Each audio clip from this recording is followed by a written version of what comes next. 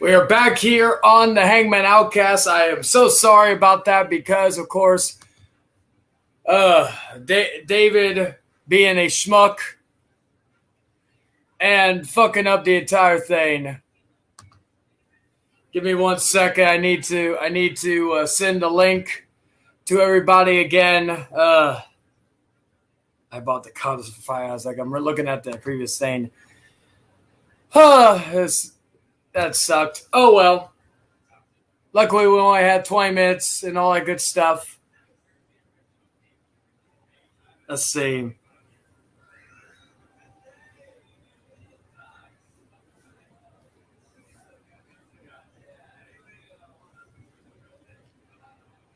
Chat.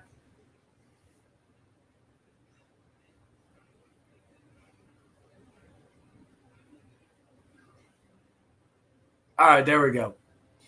All right, now let's get the link going.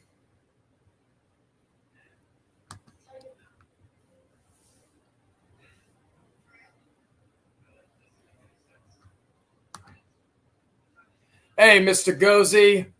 Yes, David 3000 cost the entire thing. It was all his fault. David 3000 hacked into my computer because he couldn't take all the jokes, and he had to do all that. Give me 1 second while I'm trying to add whatchamacallit in. And Dan XP's in here. Until Drexl comes in, I am going to have to, leave the floodgates open because I'm having some, let's see. Okay. A fall? Yeah, I'll call it a fall, let's see. Mr. Gozy in the house. Hello to you. I was wondering why there was so short of a live stream. I was like, what the fuck is going on? I didn't even see the guest person. I know, right? I know. There he goes. There goes Dan. Dan finally comment. Let's see. Let me get the thing going. Give me 1 second.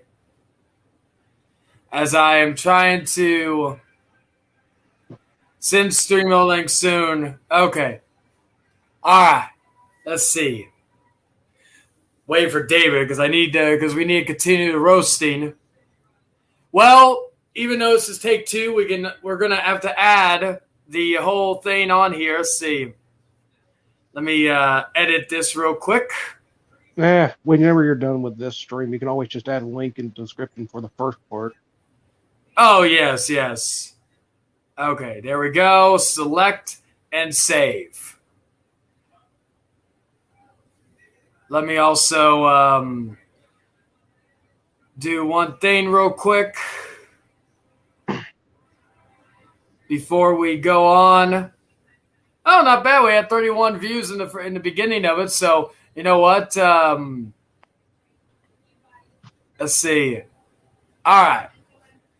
Now we're just waiting on David to come in. Let me having issues trying to send the link. All right, there we go. Okay. All right, so David, I sent it to you in the thing. All right, so let's go with there. Let's copy. Let's do that going. All right. Ben Waller said also, what is the thing you wanted me to watch at the beginning? Getting revenge on me for the last 2 weeks? Oh, yeah. Well, I'm waiting on David to come back. David couldn't take the upload, so he couldn't take the ass whooping he was about to receive, so he decided to take down this video. So yes, that's what happened. Nothing. It was nothing on my end. It was all David's fault. Are you sure it wasn't the stream provider? No, they've been having problems too. It wasn't that I accidentally clicked the end broadcast on my phone. It wasn't that. It was all David's fault. No. Sorry. Yes, it was all your fault. No. Your fault. You ruined the entire show. No. No, I have a bone to pick with you, Charlie. You have a bone to pick with me, or you better be careful, otherwise you may end the stream prematurely again, you schmuck. Here's the thing. The way you produce a show is to make sure you don't end the stream by mistake. You were supposed to play the intro, not to end the podcast. And It was all no. fault, Let me speak. It was not all my fault. It was your fault. You're the one who said, "Oops." And another thing is that with me part of the Thursday Night Wars team, I have a ruling. If you end the stream by mistake, that means Rating Ray automatically wins. So No. That is not how it happens. Because because if that's the case, and then I should count you accountable for all the times you went in and out on your own stream, you schmuck. Hey, here's the thing. This is not my fault, Mr. Ghostie's fault, Denny's fault, or anybody. It is all your fault. That's why you're beneath me. Oh, now you're blaming everybody. Beautiful. And the thing is, Rating Ray has automatically won. It's in the record books. That is one rule you cannot do. Is to end the stream by mistake and make this the title take 2. You were supposed to. Oh no! I just recently changed it, so don't worry. No. Okay. That's 31. Oh God, he's moving his camera. What the hell is he going to show us? You know what that happens. David, you ruined everything. Just admit it. You are a schmuck. Well, you're the one who hit the end broadcast. No. It was you. You took over the stream, you schmuck. How did I take over the stream? You're the one who made this is your channel, and you're the one who made this show. All right, you two housewives, get over your nagging and start the show. I'll say send. All right. I just had to message Tom to let somebody know. There we lost Danny.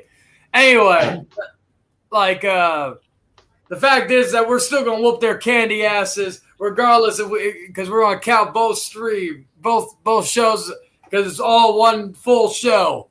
Well, given that you have a special guest, it could be just a teaser for the first part.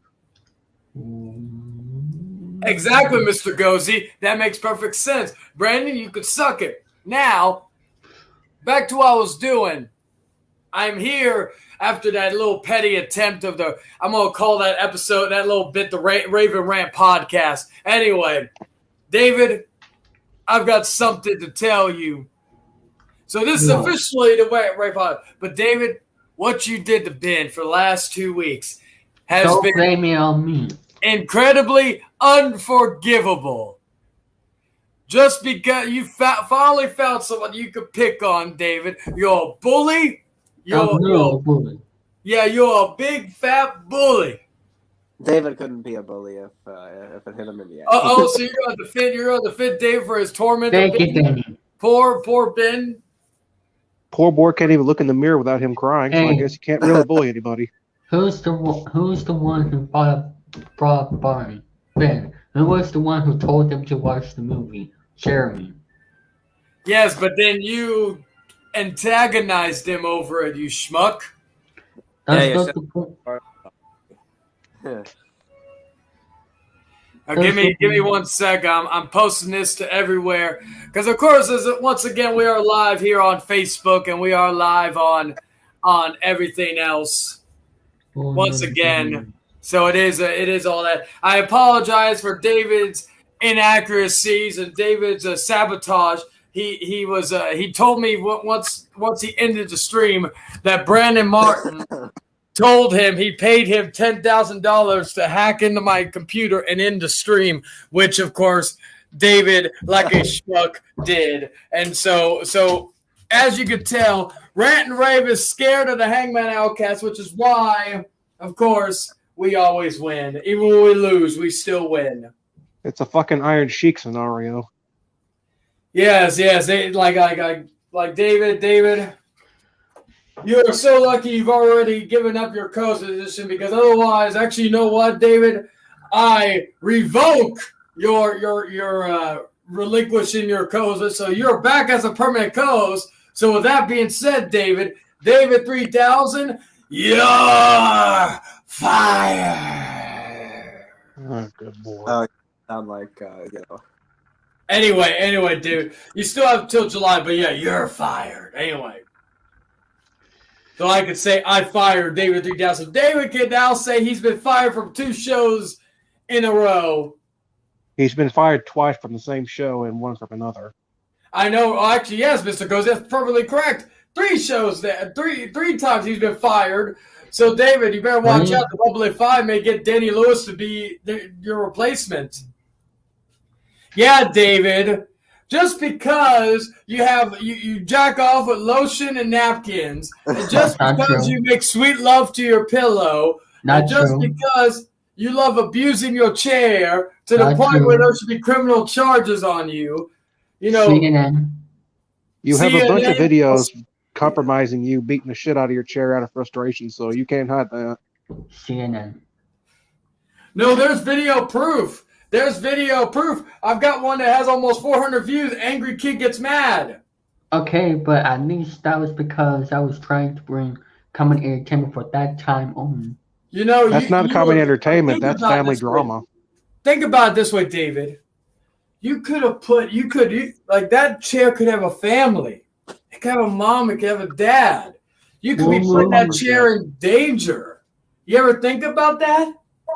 And those things are expensive too, so don't break it. Yeah, like we already know. We've already had a few people. Oh, don't put that on there. We don't want to get copyright, you schmuck. Yeah, take that down. Don't show none of that. We're wrestling. But David, we don't do that shit. Do you not understand that we've already had talks with your previous chairs that you've broken? Remember that one episode of Hangman Outcast where David's former chair came in and told his story about how abusive you are to chairs? God. You keep talking, Charlie, because everything you say, you're just putting on more onto the fire. Adding more to the fire. Are you going to add your chair to that too? I think no, Charlie's Charlie's the type that lights a cigarette in front of his face and just talks so much it just turns into a flamethrower. So much carbon dioxide. David, we know you have a problem with your chair. David's into bondage. He even has a ball gag for his chair and everything. It says King Ball Yeah, Gag. he has a ball gag. He has a butt plug. He has a dildo. He has everything for that chair. Anyway, David, so we are here. We decided not to – I was going to roast you, but I've decided what better way to help you and the help of your issue with your chair. So therapy with Dr. Hangman is now in session. So, David, I got the first question to ask you. When was the first time you ever attacked a chair? I think we should move on to a nicer topic. 2015 was my guess. Thank you, Dan. David's avoiding the question. I just wanted to find out where his thing is. 2015, if I remember, given the jokes I've been. Oh, okay. So 2015 was the first time you attacked a chair. Now did you have a girlfriend and the chair took the girl away, so that's why you have a hatred for chairs now? He was mad because the chair was getting more seat getting sat on more. Oh yes, he was sniffing that chair to see if he could sniff the girl's butt while he was using his lotion and napkins.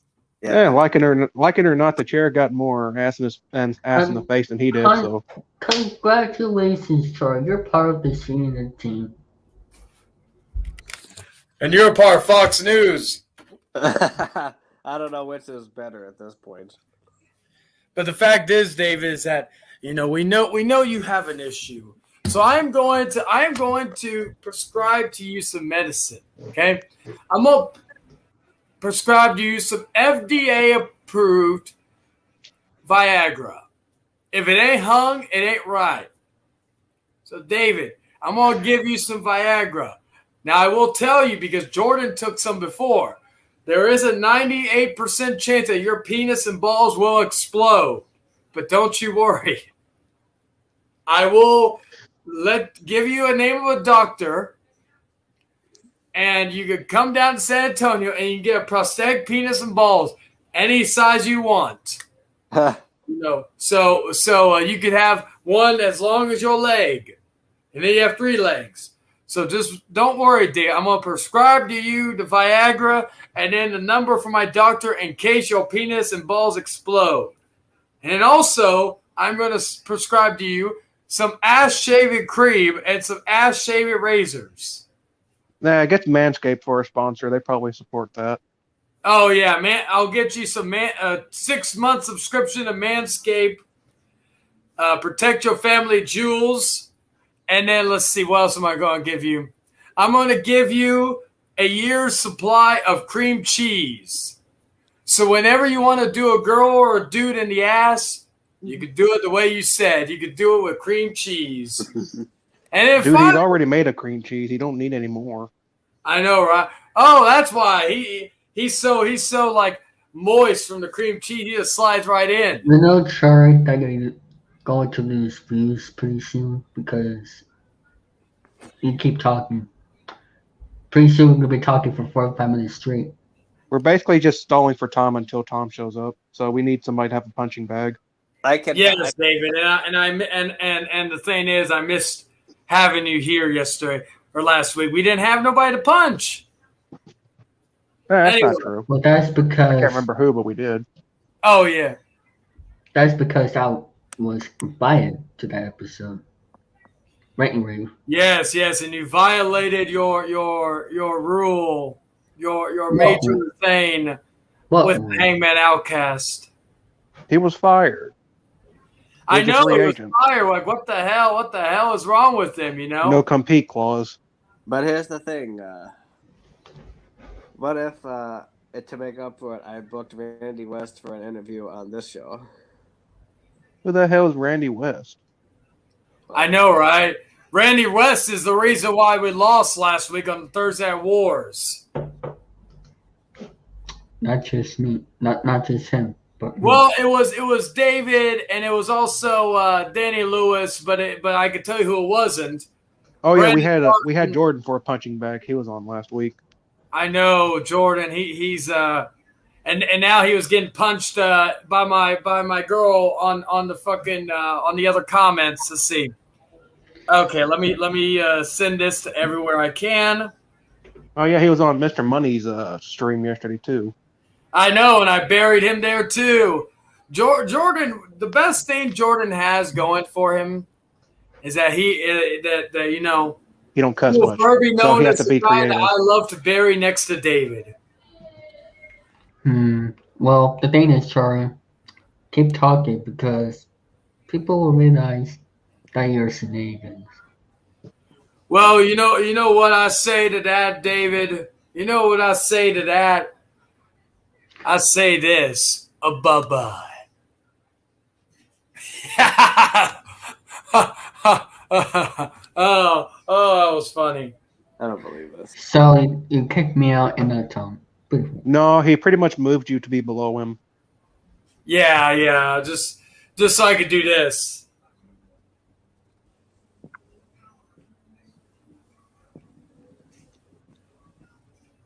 Miss. No, I hit you right in the top of your dome. I didn't want to do that to Danny with his little plushie right next to him. It's like either Danny's in his little office or he's on his bed. It's usually always how. Like that's one thing you can pretty much expect. Let me see. You do. There we go. All right, there we go. By the way, Danny, you're welcome for the purchase. Yes, we're gonna give Danny. Hey, Eric, you'll never believe this. And thank you for coming in while you're doing the show. But Eric, you'll never believe this. David was paid off by Brandon Martin to shut down the Hangman Outcast. We had to redo the stream. You're the one who hit that button. Did you just fucking move? I don't know what you're talking about, David. Did you just fucking move? Who moved? Why the hell? No, little scurry boy over there started mooing when you started talking. What the fuck? Me or David? Yeah, David. I forgot his name for a second. Well, of course, David. David makes the cows go moo. Sorry, you're making these things up. I'm making what? You're making things up all the time. Well, the cow mooed when you talked, so you make the cows moo. The cow says moo. Yeah. David, do you know what the fox says? Oh God. Ring ding ding ding ding ding ding. Oh God! Fuck that song. I hate that song. I was like thinking, please, no one know that song. You're the one who brought it up, Charlie. Everybody knows that song. Hey, you didn't know, but hey, David, we got some important questions to ask. Besides the fact Jordan hasn't bought anything from Redbubble. Hey, Charlie, don't forget about the Derek Drexl interview. Yes, we got that. We got that in 20 minutes. I'm actually going to send him the new link right now. It may not be a good idea to send a link in the live chat because let's just say. Jester Gaming said David's mad because Charlie has skin pigmentation. No. Oh my God, that's great, Jester. I made David's mom make some noise. If you know what I'm saying, that's what King Boglum said. Everything Charlie says is from CNN. That's what he is. That's not what I said. That's from the comments. That's what King Boglum said. Don't blame me, you schmuck. That's from the comments. We're just reading them out this time. Give me a sec. I'm just messaging real quick. Let's see. Let me see what's going on here. Here is. Stop looking up porn, David. We know what you're doing. I'm actually monitoring the Rank and Rave chat. Oh, good. Just make sure that you use both hands. Yeah, well, if he has what Jordan has, we all know he doesn't have it. He doesn't need to use both hands for that. Anyway, so David, how was your week? It's been a little bit rough with some, things that come on. Not really, but just things unexpectedly happen. But it's been all right. That's why I haven't been active on the Renegades chat. I forgot it was actually Thursday. The whole week's been passing by quick for me. Same here. Which tomorrow I actually going to be doing, but I have a half day tomorrow from school, so I'll be home around 11:30, and later on I'll do a chill stream. Now I have a question actually. Because, like I said, we got 20 minutes till we have till the official showtime.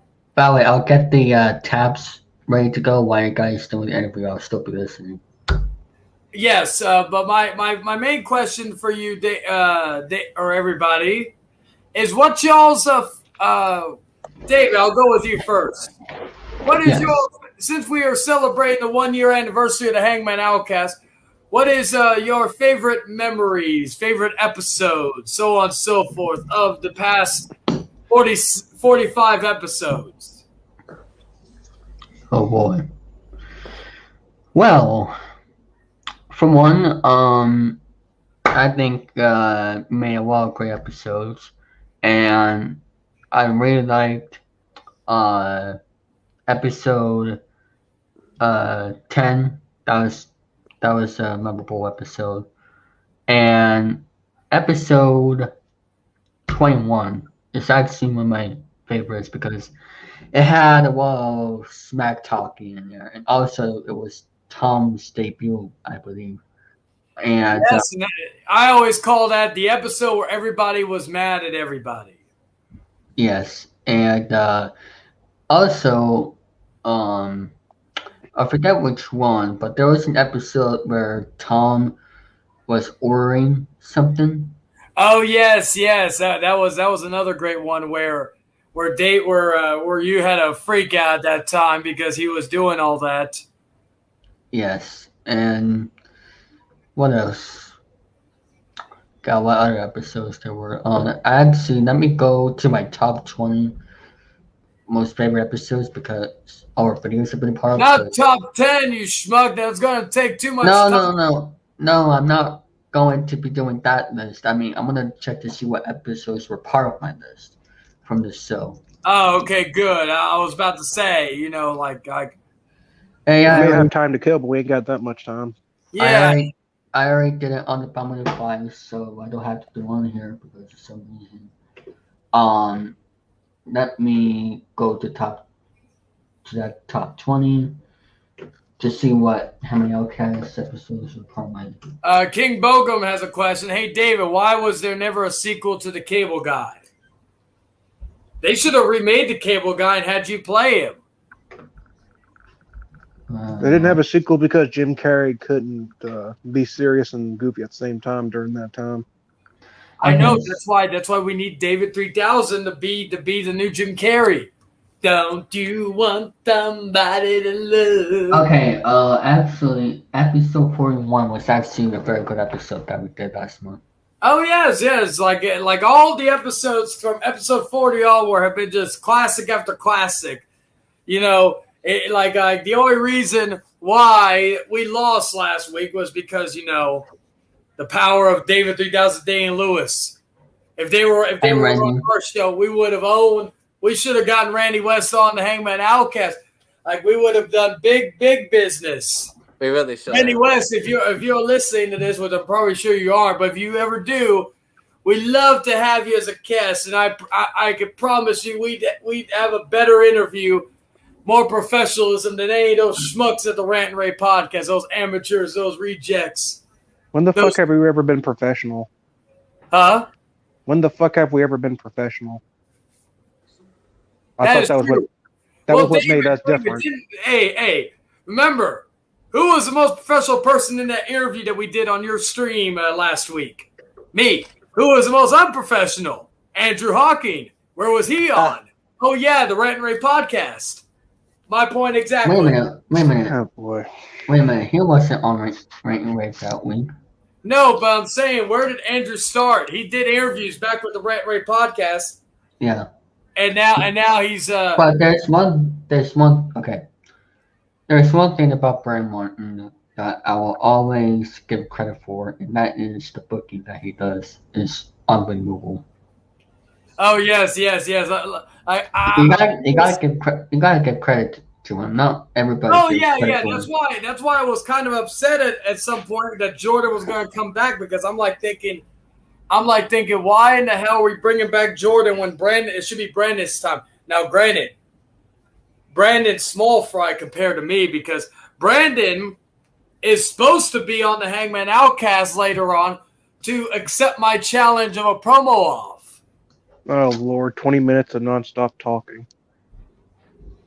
Oh, yes, and Brandon's going down. I actually know, Mr. Gozy, it'll probably be 5 minutes. Because it's only going to take me 2 to bury him, and then it's going to take Brandon 3 to come up with something to say. Man, you easily get distracted with the littlest comment. It will take 20 minutes if you do a promo off with somebody. Dan says, is this still a thing? Well, I thought they canceled 2 weeks ago. Okay, I'm going back. Hey, Dan, I know what's going on, Dan. Dan, if you wanted to keep yourself awake, you could join in and talk shit about everybody else. Yes, and I'll give you advice, Dan. Go if you're having trouble sleeping. Here's the best advice I can give you: go watch the Rant and Ray podcast. Or hear David speak for 45 minutes. You'll be out in 2. Or you can listen to me drone on. I'm a boring ass person. Hey, you have some good one-liners. David has trouble coming up with a good one-liner to match me. That's because I have somebody to bounce off of. By myself, I'm boring as fuck. There's an episode right now you should watch. Episode 12. That episode's beautiful. Oh yes, but drama related, David. Remember the Rant and Ray can't do a good episode. They can barely do a good episode that's not drama free. Last week was a fluke. Hey, Nihar, how are you doing? Hey, yeah. And we got Nicole Weston here. Got all some of the familiar faces. I'm putting the link back in. Let me get my phone so I can keep up to date with everything. I like episode 10 where we got Brandon Martin and Jordan's phone number. Actually, no, we didn't have Jordan's, but I can't remember anything episode about the episodes. I just like hanging out with people. Oh yeah, same. You know what? Episode of Rant and Rave I like any episode I'm on because it's the best episode that they've ever done. You're the host. You should be on every episode. No, it's all Rant and Rave. I was fixing to say, what the fuck? Why would you say that every episode is Outcast like that? Actually, no, if I had to pick a few episodes, like off the top of my head, I'd probably go with episode 10, of course. Episode 6, that was a wild one. Kind of like this episode where it has 2 parts, pretty much, because I had to re-upload. I had to remove it and re-upload because it was too controversial. Probably the most controversial episode. Next episode 21. Episode 21, episode 20, which was the birth of the, by the way, Hangman Charlie. Oh boy. The Creator Renegades episode, which is where me and Neo are at Amy's place. And people wonder why I drink. When was the 1 year mark for our group being formed? Well, that was in October. So we'll be hitting the 2 year mark this October. Oh. October 1. Ninmar, or whoever his name is, asked, when was the first year mark for your group being formed? Yeah, I already answered. Like it was in October for the group. The show, of course, I think it's a Sunday is officially the 1 year mark of the Hangman Outcast, but since it's actually Saturday, May 15th. Calendars with leap years and all that shit, so it might be different. And I couldn't, and for anybody, I wouldn't have done it on Saturday for multiple reasons, because we would have had to compete with the bird call. Oh wait, sorry, I forgot about that. Anyway, I had to the reason why we had to do it now is because number one, we're not moving. Number two, I work on Thursday or Saturday, excuse me. And even if it was Sunday, I couldn't do it because I'm going to go see Spiral from the Book of Saw this Sunday. Oh, yes, we're going to have Derek Drexl on. And actually, from Mr. WrestleBoy himself. In less than 10 minutes, hopefully Tom can get his monkey in here beforehand. I think since he is technically the co-host. I think we should ask Danny his favorite moments. Yes, Danny. What was your favorite episodes that you've been a part of, or that you saw?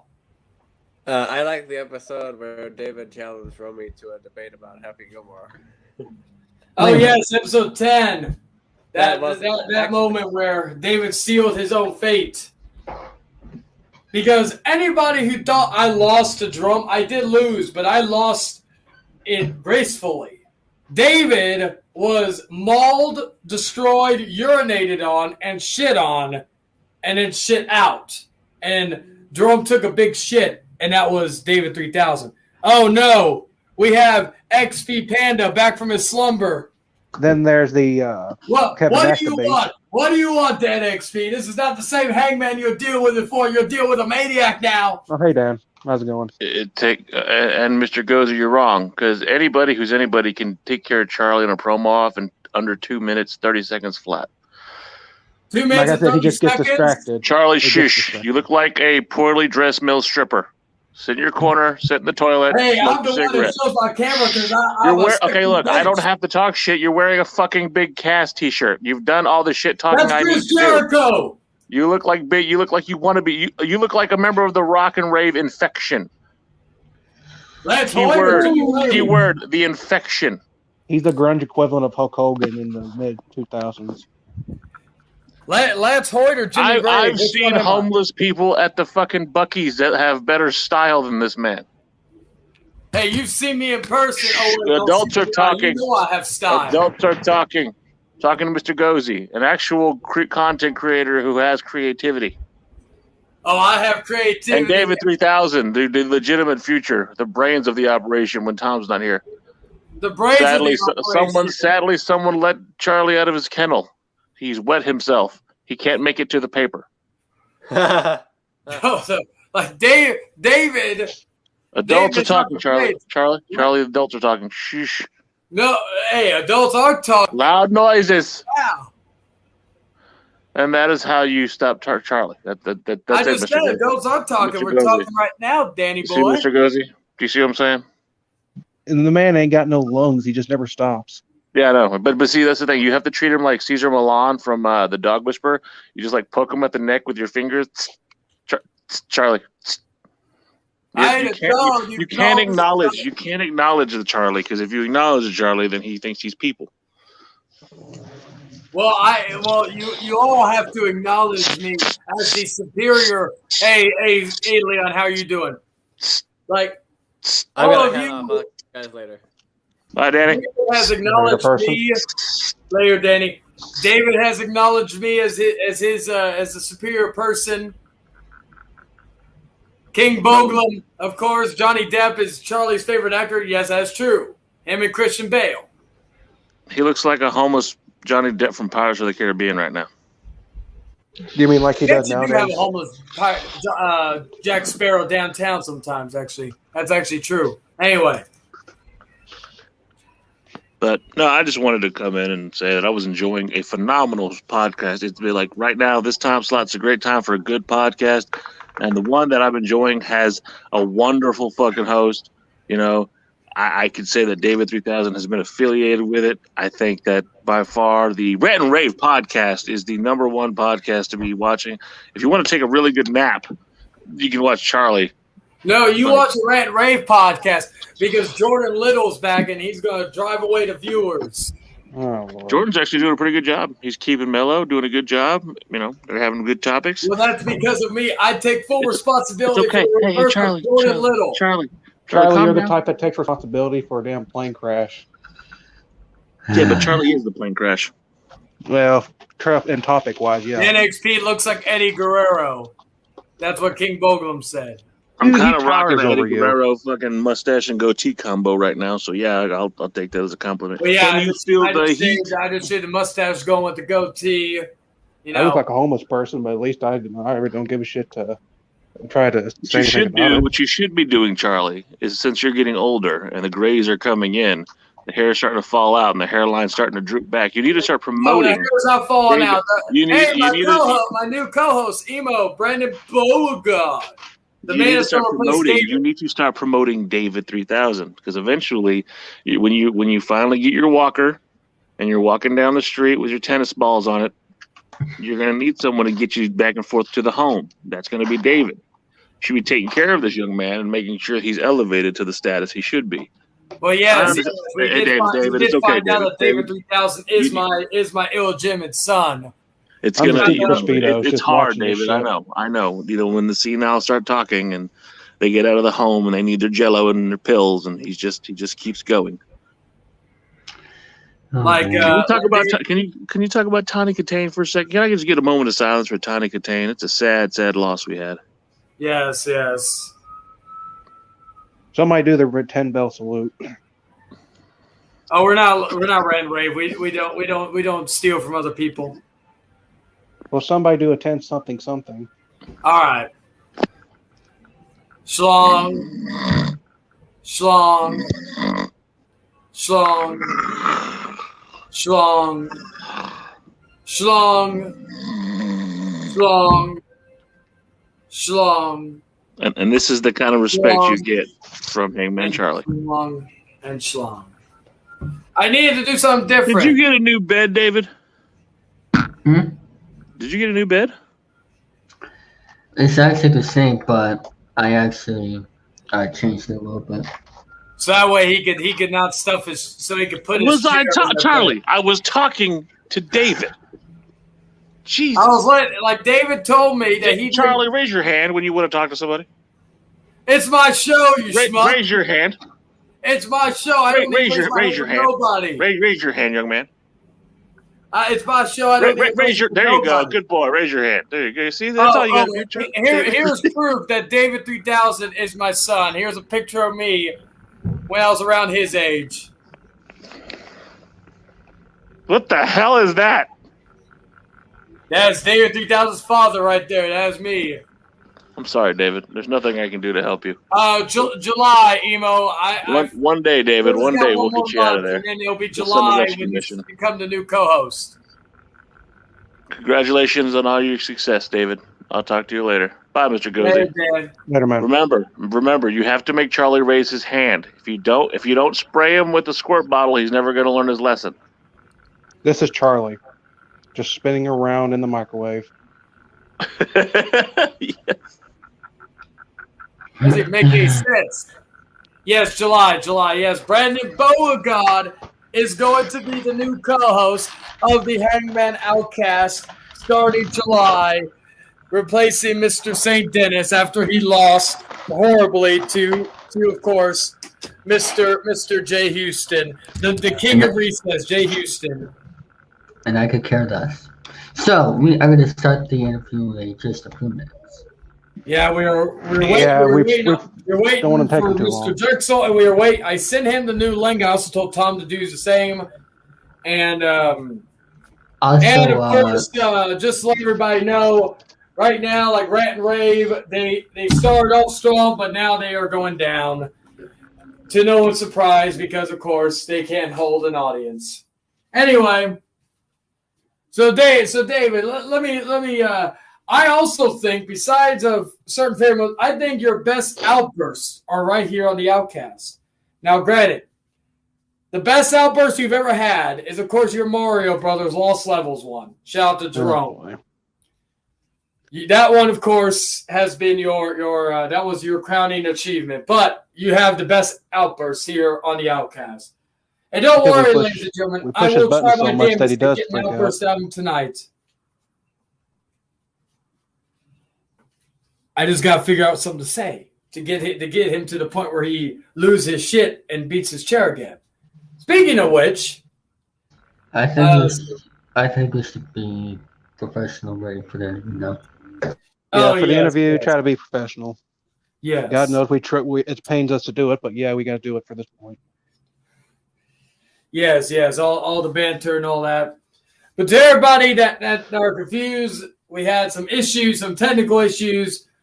So that's why there's two parts of this Hangman Outcast. But hell, it's a 1-year anniversary. So why not? Why not have some chaos and unpredictability? That's how we are. Yeah, it was Retribution that cut up the feed. Yeah, so they revealed their newest member, David, and it was David hopefully he'll work better than T-Bar, Slapdick, and what the other guys are. Mace, Retribution, or Reckoning, and Retaliation. What the hell those people were? I don't know. I don't want the product. David, your name in Retribution is Dickwad. Nah, his is Chair Slapper. The distant cousin of Slapjack. He slaps Slapjack slaps jacks, and of course David slaps chairs. You're welcome to try to talk shit back at us. It's more fun if we have somebody to go against instead of beat a punch bag. I'm just getting ready for him. All right, suit yourself, but I'm kind of feeling bad. Just no retaliation from you. I know, like David's a gentle soul. Yeah, you're a good sport. Yes, he takes one thing I will always give. That's the one thing I will say about Brandon is that Brandon Beauregard. I'll probably have to go a little easy on him at the beginning because David I know could take his lickings like a man. So and he has some good fire behind his comments, whether they're validated or not. But David, I will give him credit. 44 minutes. Let's start this shit before the host or the guest. Yeah, we're waiting on Drexl. We're waiting on, of course, waiting on Tom Willis to come in. Let's see. Wait to see if Tom has seen the message. There he is. He's probably setting up his streaming stuff. It's his camera and microphone and all that. Either that or he's doing something completely different and I'm just talking shit out my ass, but whatever.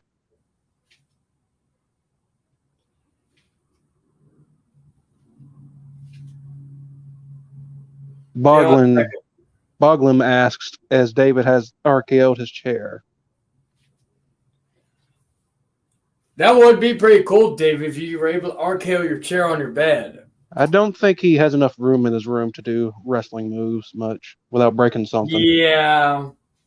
And I don't know how he'd probably fall off the bed while he tries to carry it over to give it an RKO. But then again, David does have some strength. He does pick that chair up and try to shove it in his bunk bed.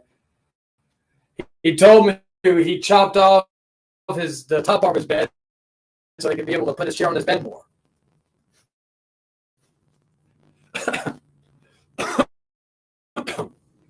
All right, I sent Tom the link again. He was active and all that good stuff. So we're just, like I said, we're just waiting on that. But while we are waiting, I do want to let everybody know that I have started to play, and we got Tom Willis. Tom, hey, we had some technical difficulties. We had to restart. David accidentally ended the stream.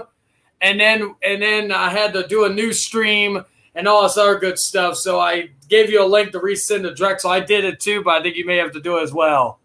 Well, I mean, you still should be able to use the same link. It's a different thing. Like there's 2 different Hangman Outcasts now. Episode 46. I re-edited it as take 2. Oh, I see. I get what you're saying. All right, so I sent them the link. On Twitter, where I've been messaging him. I don't know if he's going to respond or not, but hopefully he sees it. He did say he did get the link yesterday. He said he's going to join, so he should be. I bet you he'll notice if he enters the room and nobody's there that this is probably the wrong link, and then he'll see the right link. So he should be joining us momentarily.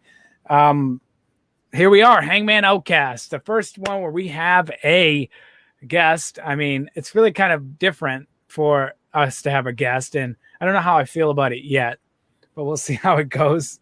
Yeah, so far this episode's been very chaotic. Like I said, we did the Raven Rant podcast. David hacked into the computer and ended the stream because Brandon Martin paid him $10,000 to sabotage the stream, and then of course, that's basically what happened. And Dan came in here and, Tom, I buried Dan like I always do. Oh, please. Yeah, right. That didn't happen. There's no way that happened. You missed it, Dan. You missed it, Dan. I buried him worse than I've ever buried Brandon or Jordan. He was like, I'm sorry, guys. I gotta get going. There's no way that happened. But yeah, that happened. You just watch back on the clip. Everybody in the chat can vouch for that. I buried him 6 feet under. Well, speaking of chat, Mr. Gozy, I see he's here. Dan XP was here earlier. Ben Wilder, King Bullum, Eric Lima was here. Jester Gaming, Nicole West. Oh, yes. Naya, Nihar, Jonathan Hanna in the chat. Scorpion Death Drop, Emo Inuyasha, Jester Gaming. And shout out to all you guys for coming on the stream. If people aren't here, they're going to miss a very fun stream tonight. A very fun stream tonight. What's up, Gozy? I had to get food to Mima. She came in from work, and I bought her some food earlier. So we're going to have a very fun stream later. And David, 3000. I've managed to get the Omegle, whatever the fuck, to work. Now, Charlie and I were going to roast people, okay? So basically how I want it to be. Now, it's going to be a little tough because our name's in the corner. I kind of don't like how our name's there, mainly because it doesn't look authentic. So, Charlie, you might have to drop the names if that's possible.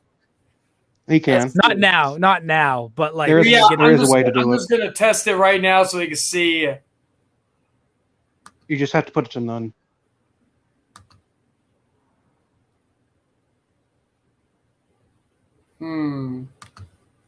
There is a way to not have them. Trust me, I've seen them.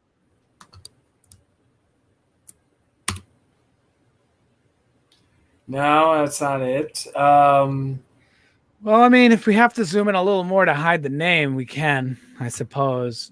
But basically, how I want it to be set up is that with a press of a key. Oh, here it is. Yeah, see, here we go. So with a press of a key, it switches from me to you. So, like, it's simple, easy to do. So like they see me, and I thought of a few skits we can do.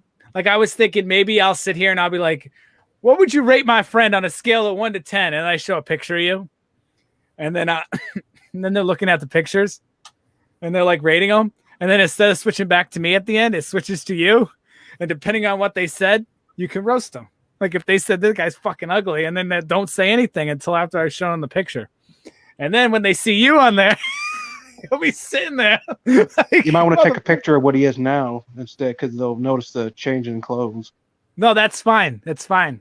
I don't care if they notice the change in clothes. Tom, I want them to just be shocked that he's there. Hey, Tom, I got a question for you. What do you think of Rant and Rave start an hour and a half early trying to compete, trying to steal our I idea? actually think that's a stupid idea. Yo, yes. Because they're a boring show.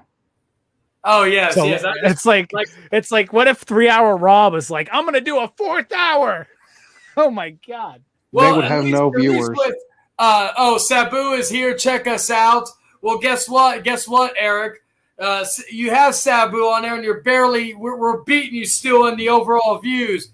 So you know what? Y'all can suck it, because we're the show. Now, if you got Jim Cornette, I'd be interested. Well, yes. No, I love. Hey, Jim Cornette. If you ever stumble upon this show, we'd love to have you, because I'm one of your biggest fans.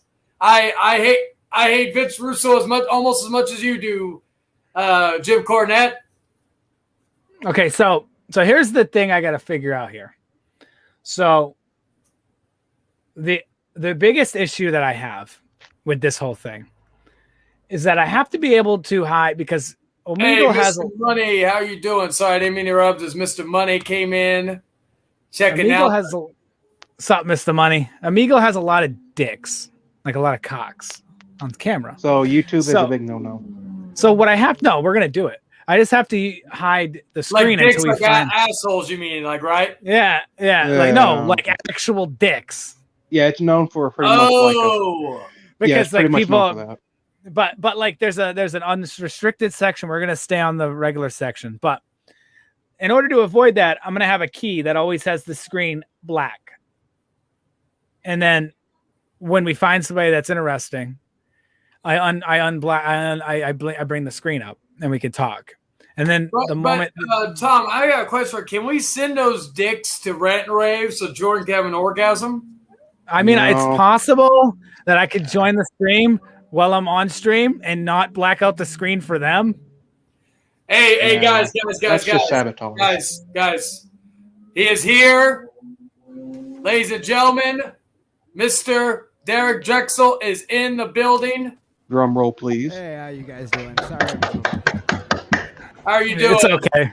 How you doing? Not too bad. I was actually just my other job besides pro wrestler is I'm an actual artist. Besides being a homicidal artist, I'm a graphic designer. So I was just working on logos for a couple companies. I looked up and I'm like, oh shit, it's after 5. So I jumped on through on my my mic and stuff on my computer and jumped on here. How you guys doing today? We're doing fine. I'm doing great. Drexl, I do want to ask you a question since we're on the topic of graphic design. Yeah. So on this stream, I've actually designed all that logo behind us that Charlie had so kindly put up, and the Hangman Outcast logo up there. And if I can find it, hold on, let me see if I can.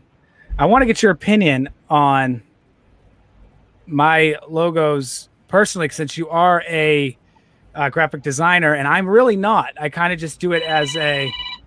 That's how why is someone started. That's actually how I started doing design 20-something years ago. I played in bands, and I had a buddy that knew the basics of Photoshop and just started playing along with that. And 20 years later, I've turned it into an actual career with a few online courses and stuff like that. So, oh, really? That's amazing. A lot of it is. With art in general, a lot of it is just studying other people's art, trying to imitate it, and just figuring out how to do what. That was always my big thing. Like, I'll just find some piece of art that I think is really, really cool and see if I can replicate something like that using the same effects, same style, different things like that. So that's how I practiced and got better with stuff. That's awesome. So you started. So I'm assuming that you started this before your wrestling career, or is this something that came? So everything kind of blends in together. I was a morning radio DJ for years. I was a musician, morning radio DJ, and that's what actually brought me out to Portland. I came out here, and Portland Wrestling was still on TV.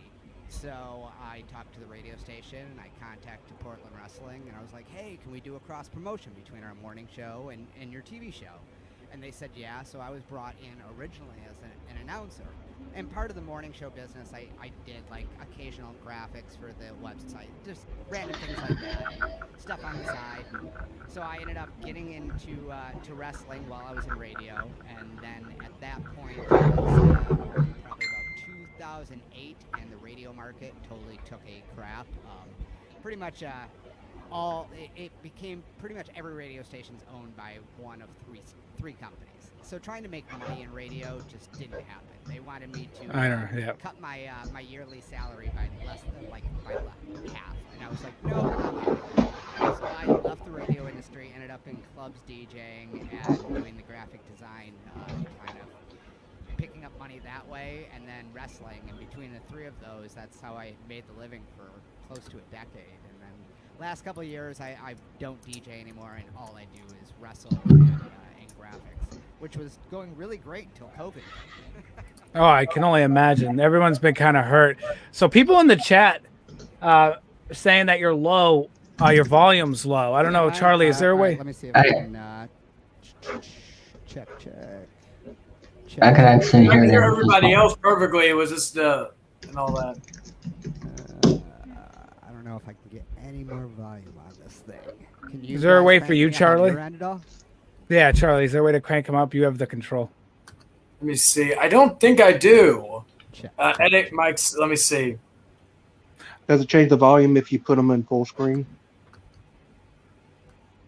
I mean, I can pull off the microphones, but I don't know how much of a feedback I can use. Operating with a mic, and I've done like Zoom. Okay, I think I got it. Yeah, Charlie fixed it. Yeah, he rose you. Okay, you're good.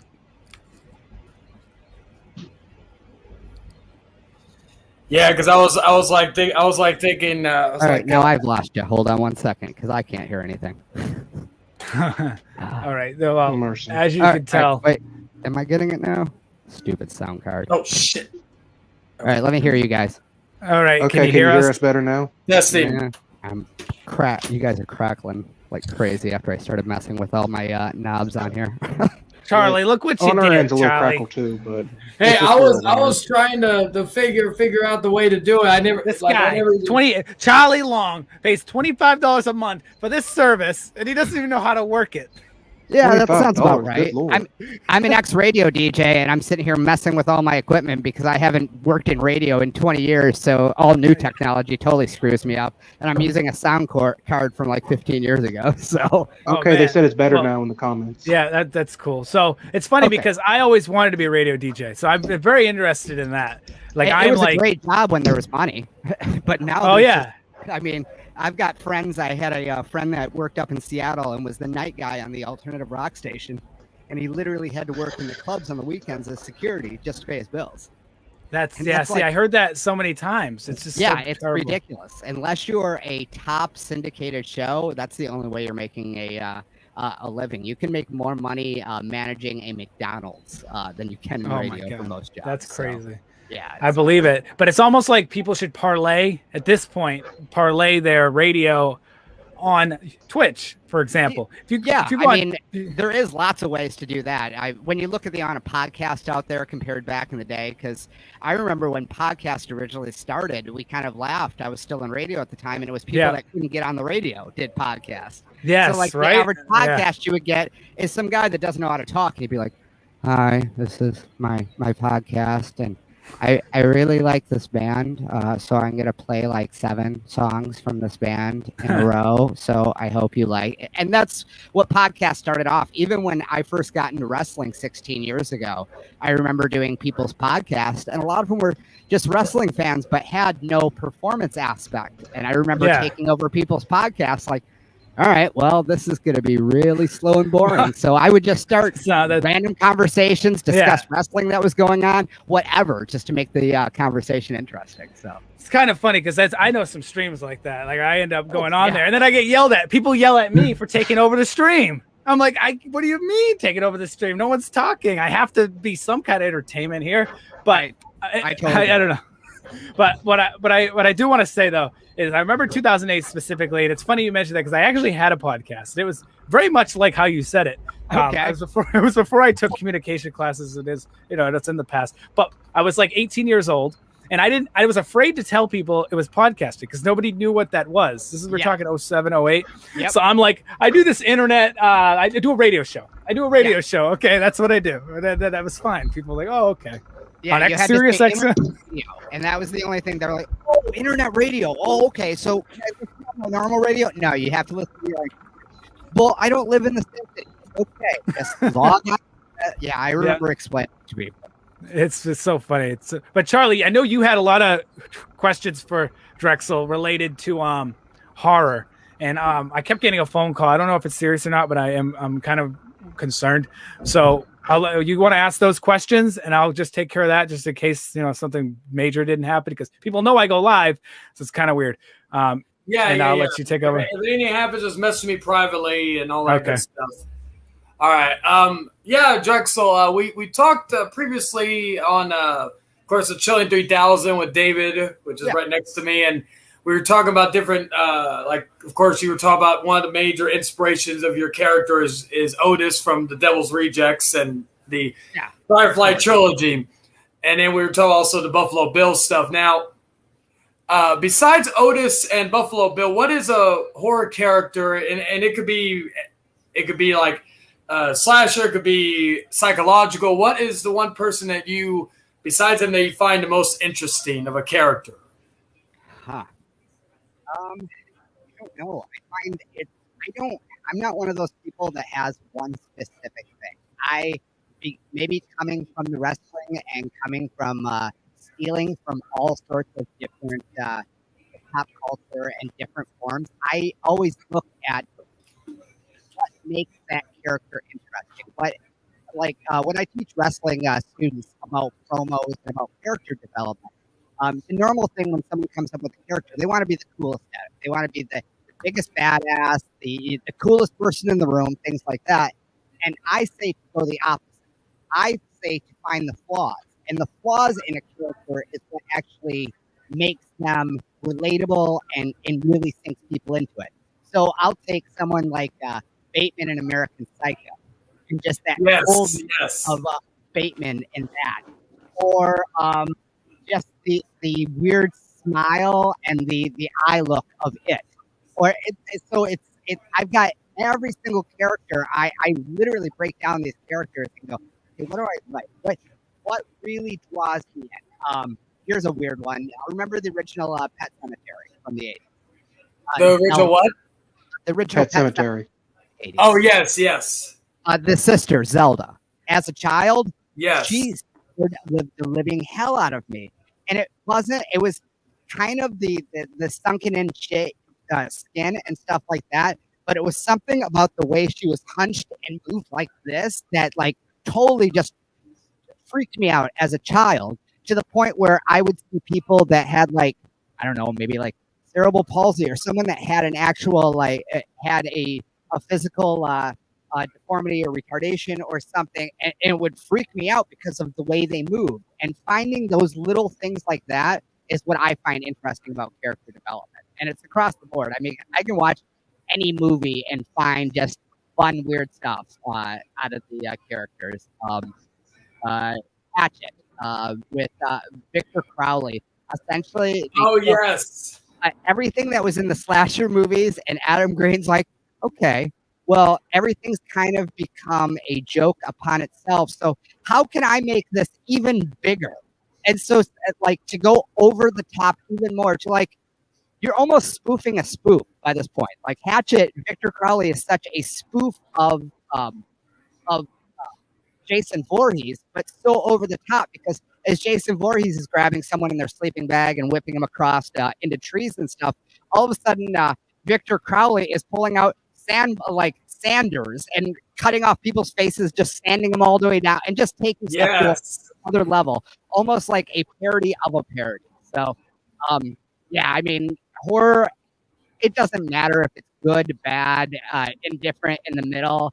I will watch it all and dissect it all and figure out what they were trying to go for, the feelings, different things like that, the movements of a character, their pacing, the way they talk, everything from it. Like when I take from serial killers and stuff, something I noticed from serial killers, besides the twitch kind of the skittish movement that I do, is the licking of the lips and constantly moving like that, and the fidgeting and things like that. So I'll take little pieces. So I just steal from all that stuff. But yeah, that's what sucks me into all characters in general, is those weird quirks that make them unique. Sorry, yeah, long way. Because like with characters like American Psycho and so on, they're like all like great character studies and study mannerisms, but also study their psyche and all that. Yeah, and that's I why mean, but horror in general, horror in general, a giant study of the human psyche and what makes people cringe, look away, get sucked in. I mean, one person might be drawn to an accident that they see on the side of the road, and the next person doesn't want to look at it. And it's all the psyche of people and what draws them in. And it's those little things like that make horror so great, where other movies like a comedy or something like that, too worried about the laughs, where you don't get as much in the character development and they're concentrating on other things, where horror, all it is character development and how people react to situations. Yeah, because some people will react to like a gory scene.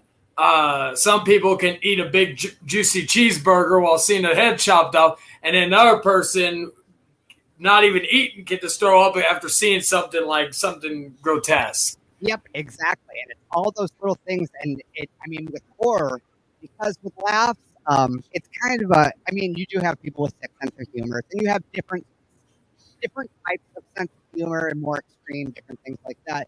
But across the board, we have kind of like, okay, here's what's funny. We go a little bit more extreme, a little lowbrow, whatever. But with like horror movies, all of it is all based on a lot of reactions from people, either those characters who suck the people in or the crowd. And there's no one straight meter for a horror movie. That's the beauty. It can go all over the place. Much like wrestling. Whatever is going to get that emotional response out of the person, and that's what I love horror, the same as wrestling, is getting that emotional response out of people and doing it in different ways that can come from left field or come straight right down the middle, and you see it coming and you can't stop being scared from it. Yeah, and that's the whole and even with other movies that are not even in the horror genre, they have those scenes where you can think of as a horror scene. Like I don't know if are you a fan of Star Wars? The Star Wars? Yeah, of course. I grew up. You've seen Rogue One, correct? Yeah. The scene with Darth Vader at the end when he comes after the whole what do you call it? When he's come after the rebels at the end of Rogue One, I said I want a Darth Vader horror movie because that came off as a horror film right there. He's screaming like "Help us" and all that stuff, and I'm like that. Yep. So even in regular movies, you can have those scenes that you could literally envision in a horror movie. And then to counter that Darth Vader scene, throw into the Mandalorian and the Luke Skywalker scene at the end of season 2, and it's the complete opposite of someone being, oh my God, this is all about to end, and now here's the one person and that one bit of hope, that one saving grace that you have. Yeah. Exact same scene, just from the different perspectives, and it's amazing. Yes. I remember seeing like different videos where they've compared the Vader scene from Rogue One and the Luke Skywalker scene from The Mandalorian, and yeah, you watch it and you're like thinking, yeah, it's like two completely different scenes with that the same format of what they're doing. Now, another question. What my main favorite horror franchise of all time is Halloween. The only Halloween movie I really don't like is Halloween Resurrection. That's most people's least favorite. Yeah. But what a question I would have is, what is your favorite Halloween movie that you that is probably not that be your top favorite, but the one that you think that you may get some hate on because you like that movie so much? Honestly, it's the Rob Zombie ones are the ones that I get the most hate. They're like, oh, you like the Rob Zombie? I'm like, yeah. They're like, it just wasn't the same. I'm like, no, it was his own take on it. I actually enjoyed the backstory with Michael Myers and him having the white trash abusive family and not just a normal family and stuff, and the growing up in the institution. So I would say probably that one.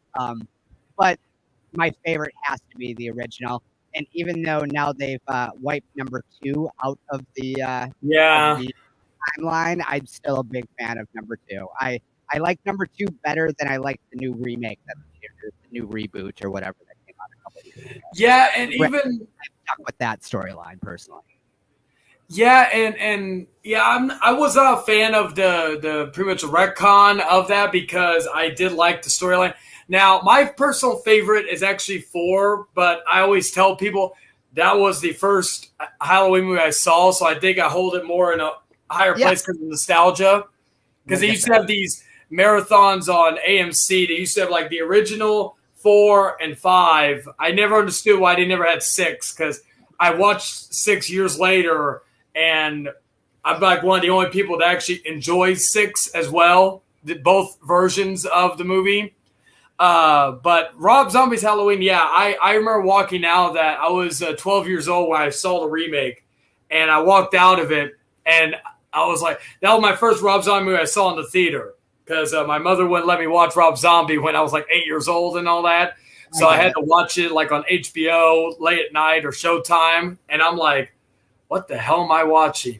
I'm like watching it and I'm just thinking that was like my first I guess I would call it my first extreme horror movie that I saw compared to all that.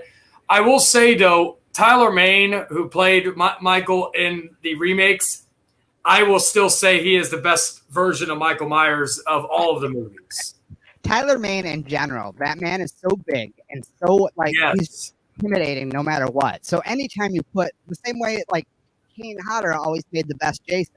Why? They're big, imposing guys that know how to walk into a room and be big, imposing guys. And you can tell that. And no matter what they do, when you can really tell in horror movies when they're like, okay, well, our main monster is not too big, the guy who's playing whoever the killer is. So let's just hire a bunch of other actors because someone who is only 6 foot does not know how to enter a room looking like a giant. It's just, that's how it is. I tell wrestling students that all the time. If I get a student that's really big, I'll tell them specifically, I'll bring someone in for them to work with. Why? Because I'm a small guy. And I can't teach a big guy the correct way to move and get the most out of his size. And that's the beauty of Tyler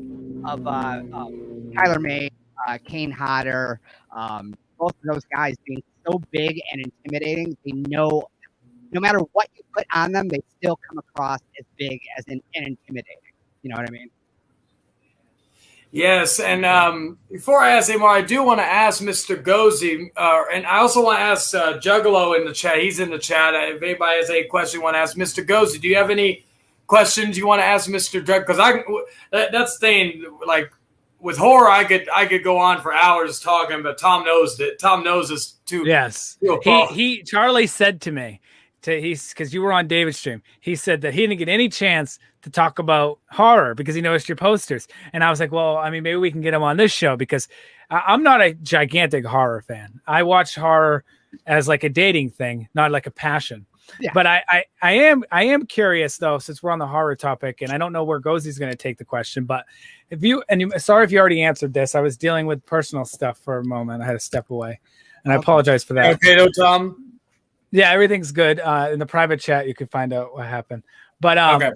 So I know horror, and it seems like your character development because you do wrestling, and you do a good job multitasking because you've done radio DJ, played characters in wrestling, you've done the makeup, the theatrics, logo making, like branding, like everything. So my question is, have you ever considered maybe directing a horror movie? I would like to be in a horror movie before I ever. Okay.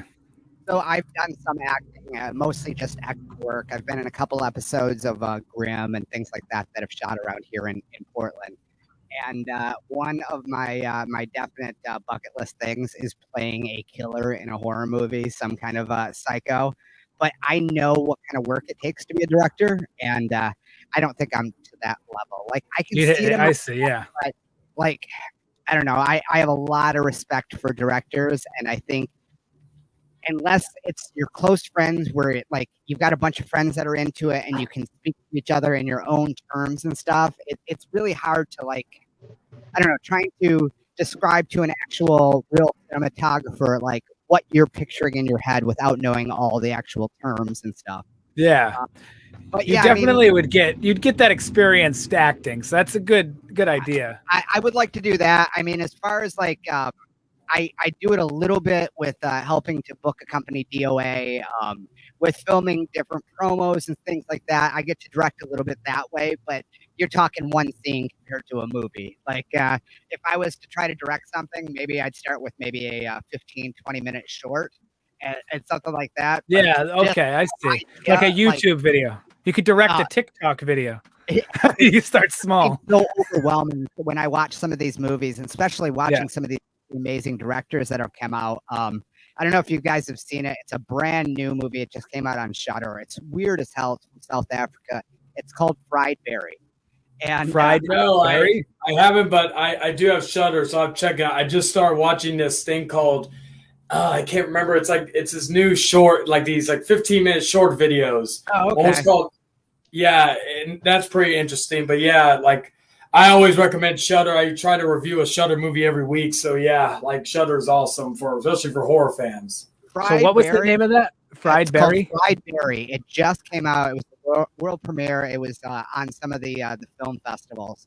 It's extremely weird movie, but essentially it's about a junkie who is fighting with his family, leaves the house, goes and shoots up, and then gets abducted by aliens, and an alien comes back in his body and kind of replaces him in his body, and he starts walking around the streets of South Africa just trying to blend in. And the director of it was he'd done a bunch of music videos and stuff, and so you can tell that throughout this thing, but this movie is just so batshit crazy, and it's what I like when I see things like that. I'm just like, they did it with no budget. So I would compare anything that I would try to do would have to somehow go to something that level. Like that's what I would compare it to. And I'm kind of perfectionist. I'd probably drive myself insane trying to create the next Slacker or definitely or some kind of a movie that you can pull off with no budget, but still have a good story and like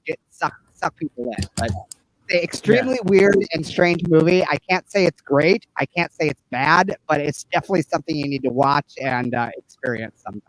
The main actor on it, his facials and the way he looks is like he's one of a kind. He was just an extra that for movies when people just needed some weird guy in the background, and he's the star of it, so he only has a few lines, and it's a trip of a movie. Definitely check it out.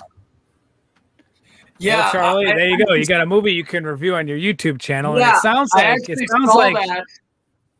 Oh, you saw I saw that movie on there when I was looking at the new stuff coming in. I was actually about to watch it, but then I watched a series. But now I'm definitely, because I read the synopsis of it, and I was like, yeah, that's my type of movie. Because I like we're talking all types of horror. I like not just regular horror movies or anything. I always love like some good B level. Speaking of that, King Boglum. You go to watch it if you're a fan of Joe Bob. It's on the last episode of Last Drive-In, so you get Fried Berry, but with Joe Bob coming in with different facts about it. Yes, I'm a big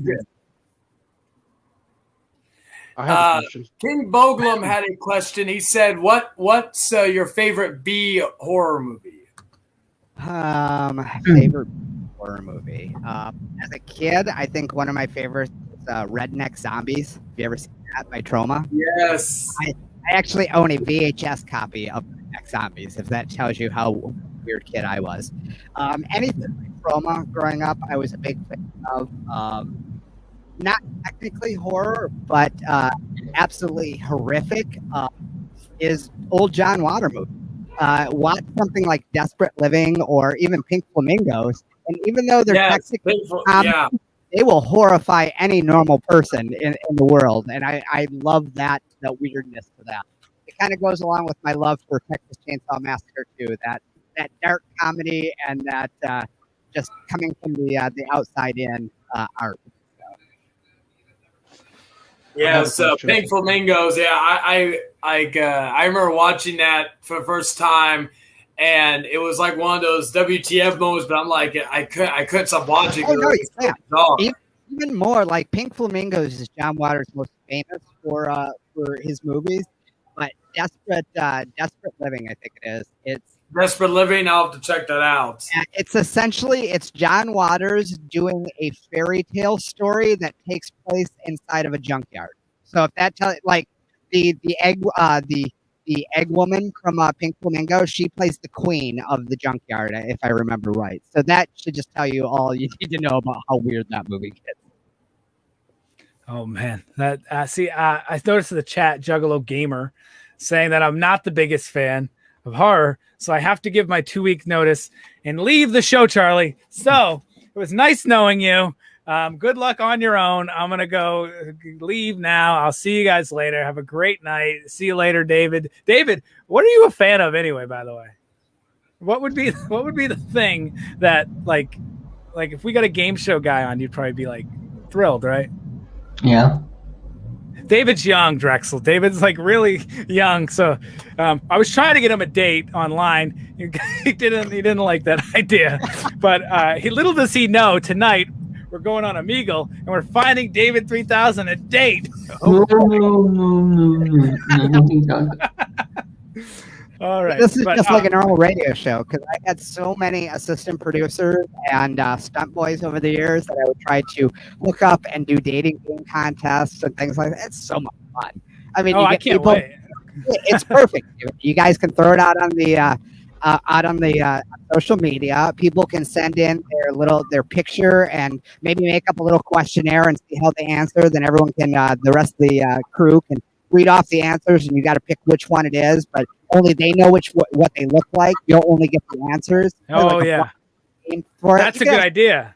I'm gonna get I'll get David. David right there. I'll make him look like a model. Like I'll draw I'll get someone to draw a model picture of him, like something like blows you away, and like make him look like real good and like a synopsis, everything. I'll put him on Tinder, although you might be underage for Tinder, but we'll do the whole 9 yards. It's gonna be great. But tonight we're always got a few more months till we can actually put him on Tinder. All right, David 3000, you're going on Tinder in a few months. It's gonna be a blast. But I'm gonna get back to the interview before we get too off track. That's coming up a little later. Mr. Gozi, I'm not sure if you asked this question. I know it's the private chat that you wanted to ask a question. If you didn't get a chance to ask a question or have another question, here's your opportunity to do that if you are still there at your computer. Yes, I'm still here, and I'm on my phone. But my question for the guest is, what is your thoughts on the difficulty of transferring cosmic horror to different genres of entertainment besides books, of the audio and normal type of books? Cosmic horror to me reminds me of an acid trip. And like when you look at movies that describe a good drug binge, there's very few because it's hard to translate. And I feel like cosmic horror is kind of the same way. You can go so far out there that most people don't even. So we were talking about getting people's responses. With horror in general, it's all about like getting how people respond to different things. I feel like cosmic horror sometimes is too above people's thought patterns, so that they're so busy thinking about what everything means that they're not in the moment to enjoy the creepiness or the horror to it or something like that, if that kind of makes sense. I mean, like cosmic horror, out of all the horror, that's the one that I'm going to take the least for trying to steal from my character, because it's going to be so, I don't know, it's so out there that you can't really ground it in the reality to get the response that I would be looking for. Does that make sense? Yes, that makes sense. And for my other question, it would be: was there any professional wrestlers throughout the years that you've seen, or in the history books or on television, that you took interest in, like Muta and his creepy moments, or any others like them? Do you take anything from them? There's lots of wrestlers that I've taken interest in. Here's one that a lot of people don't know, but he's a completely out there cat. A guy named Chris Colt. He was a bigger name in the 70s, 80s. I think he retired in the 90s. Chris Colt was a gay man in the industry, which was pretty frowned upon. His tag partner actually was his boyfriend for a long time, but they were playing brothers. I think they were supposed to be brothers. They went by the Hells Angels and stuff. But essentially, Chris Colt was doing this weird Alice Cooper type punk gimmick back in the 70s and 80s. And he was very awkward and weird in the way he moved. So I've personally stolen a bunch of that. But then when you read his story and stuff, there's a story about him taking acid in a cage match, and during the cage match, all of a sudden he saw a giant spider crawling over the top of the cage, and he started tripping out in the middle of the match because he's seeing this giant spider coming in the cage. And he was extremely he was known for doing acid while wrestling and things like that. And then eventually he retired from wrestling, got into gay porn, and then got AIDS and died. But when you watch him wrestling, he's so unique and so different than everyone else. He went all over the United States. I know he was in Detroit for a while with the Hells Angels, and down in like Arizona and Cali. He was up in the Portland, Pacific Northwest, and up in Canada for a while. But yeah, Chris Colt is one of those just weird stories of weird characters that, like, he was a weird character, but then outside the ring was even weirder. Another guy that was a trip to hang out with and pick his brain was Matt Bourne. Anyone that could be Matt Bourne, Doink the Clown, Big Josh, Born Again. Matt was totally, when he was very much like a man's man, like a typical like construction type, blue collar type guy. But when it came to wrestling and when it came to psychology, it was on another level. Because as a kid, I didn't like Doink. Doink came out, I think I was just starting to get into high school, so I was trying to get away from the cartoony wrestling. I wanted something more more legit, and it killed me inside because I was a fan of Matt Bourne, that he was now playing Doink, and playing like a clown and, you know, the circus of the WWF at the time. But now when I look back and I watch the Doink character, it's absolutely amazing. His mannerisms, the how he can go from the smile to just the snapping of the psychotic snap of just like turning, and how cruel he was in the ring, the way he was able to incorporate like a shooter grinder style, but with that cartoon element that the WWE wanted. I found that genius. Now I find it genius. I watch Matt Bourne Doink stuff all the time. What about his ECW all nuances? So, did you watch his ECW stuff? Oh yeah, his Born Again. I wish that Matt wasn't in such bad shape with the drugs and stuff at that time. Yeah, because given the freedom that Hangman would have given him and where he was going with that character, it would have been absolutely phenomenal. That whole storyline was so good, of him coming in as Doink, being shit on by the crowd. Shane Douglas, you know, oh, you're nothing, like, oh, you're a joke now, and him like snap. Oh, so good. I love a bunch of like ECW was so ahead of their time, not on the extreme aspect, but on the using of realism in their angles, and to bring up shoot stuff like him playing these different bad characters and coming up with different gimmicks that he was stuck with, and him going crazy over that, or like the Mick Foley, Tommy Dreamer after someone had the Kane Dewey thing, and Foley turning bad in ECW is one of my favorite storylines ever because it's so real and so true to life. And he managed to take a crowd that absolutely adored him and he could do no wrong and got them to 100% hate him and boo him every time he walked in. So, well, I love ECW was so good, man. Like the storylines, they were sometimes controversial in other people's opinions. In my opinions, it was entertainment, and it was the 90s. What wasn't controversial? Like, I mean, by today's standard. It always is going to go up and down like that. But one of the big things, that's why I think AEW in the long run is going to be better off than the WWE for the fact that their talent is being challenged to write their own promos and things like that. Where WWE, it's much more of a conveyor belt. You're much more of an actor that you're just coming in and you're doing other people's stuff. Where at AEW, they're allowed to actually be artists and be pro wrestlers and come up with their own stuff. Where Tony Khan's booking out stuff, he's coming up with storylines, but they're allowed to add in their own little pieces and make it their own. And right now, you still got a lot of guys that are green that aren't to that level. They're not to a WWE level. But once things are back running and they're running on a weekly basis all the time, and these they're getting the reps in, I think AEW has the chance to really they're going to have more breakout stars than WWE ever will, because you're going to be able to see that personality come out. Oh yeah, and they're going to understand how to write for their own character and their own. They're going to be better in the long run too. 100%. That's what it comes down to. All these young guys that are now cutting a promo and are going out there on Dynamite and having to do a minute or 2 minute promo, even if they've got a manager like Taz, like a Ricky Starks. Ricky Starks is going to show within the next, I mean, right now he's injured. Next couple of years, he's going to be a top guy. Within the next 2 years, he'll have at least that TNT championship. And he's one of those guys that when they brought in Brian Cage, everyone thought Cage was going to be the good, like the fucking be so good, but it's Ricky Stark that's going to be the standout because of how good he is on a microphone. He's great in the ring too, but his personality shows through on a microphone, like an MJF and stuff. And guys like that, if they were sent to NXT, great. NXT, they might get a chance, but as soon as they're brought up to main roster and they're reading some stupid promo that 5 people have okayed, even though it has nothing to do with their personality, it would kill them. I mean, so yeah.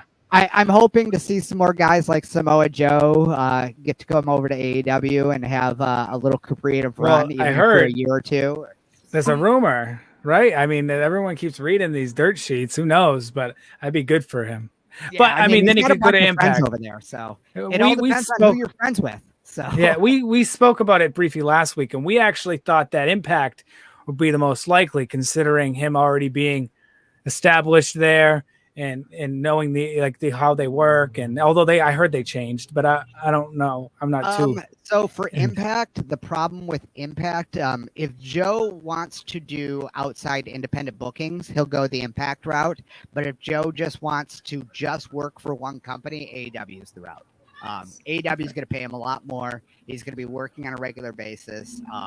But if you want to be able to go do New Japan, go do indies and things like that, Impact's by far your best option, because right now they're only taping once every 6 weeks. So you're only working for like 3 days every 6 weeks. And so the rest of the time you can book up, and they don't have a problem with you taking outside bookings and stuff like that. So that's interesting to know. I see Joe going to AEW, not just for the creative, but because he's got lots of friends over there. And for the long term, Joe knows that he can essentially end up in that backstage role. Or he's already proven he was a better commentator than just about anyone in the WWE currently. So he's got a nice career after he decides to get out of the ring whenever he wants to do color too. So yeah, that's awesome. I do agree with that. We're all rooting for AEW, but you mentioned something earlier and you gave me an idea. I'm gonna hear me out, and Charlie, I want you to hear this too, because this might be a moneymaker. So he said something about wrestling on acid, and I thought in my head, What if we created a pro? I know how much you hate pre-recorded fights. I remember we were talking about a WWE where they always use pre-recorded things. But hear me out.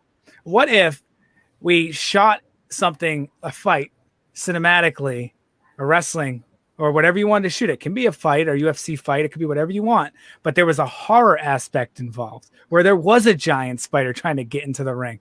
So it's more entertainment and less wrestling, but it's still wrestling-like. Yeah, I mean, I actually talked to Prestige Wrestling about wanting to shoot some stuff last summer, and we never got around to it, of essentially shooting just a scene, and it was going to incorporate wrestling, but it was going to be much more horror, where a guy that I've been shooting with, I essentially kidnap him and tie him up. He wakes up to being tied up in a basement, and that's kind of the start of the match. I've actually discussed doing that stuff, especially with the cinematic stuff once it started coming out. I did a little bit of stuff, unfortunately, Without a Cause, based out of Everett, Washington. They couldn't we only ended up doing 2 no crowd tapings, but we were getting into a whole storyline where essentially some young wrestler asked me for my help, and I made him sign a deal with me, contract deal with the devil. And so that I would be his tag partner. I go out to be his tag partner, which I didn't really want to be there, so I just let him get destroyed. And then I beat him up afterwards and let him know that he signed a deal. I own him. And then I dragged him off, and he hasn't been seen since. And we were planning on doing a whole thing where he was going to be locked in my basement. And then eventually I was going to let him out, and we were going to be filming all these weird things like that. So I'm totally into that. And if I can get whatever promoters might be interested in running storyline stuff like that, I'm all for it and would do it anytime. So I personally love it. TV show for it. Yeah, like what was it a few years ago? The wrestling program on Telemundo there. Lucha Underground. Lucha Underground did a great job with incorporating the two. Jimmy Havoc, Jimmy Havoc? Didn't Jimmy Havoc do similar stuff? Not cinematic, but more with I remember specifically watching a match where he took a guy to the roof of a building and they continued the fight on the roof, and I can't specifically remember where the fight was. Like it wasn't a wrestling match, it was essentially a fight, but I remember it starting in the ring and it went up to the roof, and there was I remember it being a little different than anything I've ever seen before, to be completely honest. And I don't count the giant falling off the roof as one of those horror things. Yeah, that was pretty bad. Yeah, I mean, I think there's so much room for doing more and more of that stuff in general. Prime example, Hood Slam. Have you guys heard of Hood Slam, based out of California? No, but I'm going to search it up right now. Look up Hood Slam. Hood Slam is a company that started about a decade ago, that started off with just a bunch of stoner wrestler friends that just wanted to throw a party and have fun with wrestling and have just gonzo characters. There was Prawn Cena, a guy that was dressed up in a shrimp costume, but dressed up like John Cena.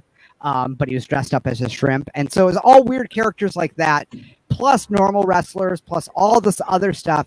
And they had storylines that involved other dimensions and wormholes and time travel and all this crazy shit.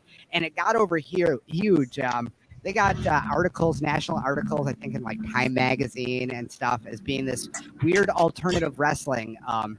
Back before it was becoming more and more popular. They kind of stole from Incredibly Strange Wrestling back in the 90s was a thing based out of San Fran, and they kind of ran with that. But look up Hood Slam. They have all sorts of weird storylines and crazy stuff that they've done over the years. And they're one of the few companies where I've actually seen where storylines mean everything, where they've continued storylines from their first couple shows that only consisted of friends being there, but they've continued that storyline 8 years later, and they're like, yeah, but remember at this point.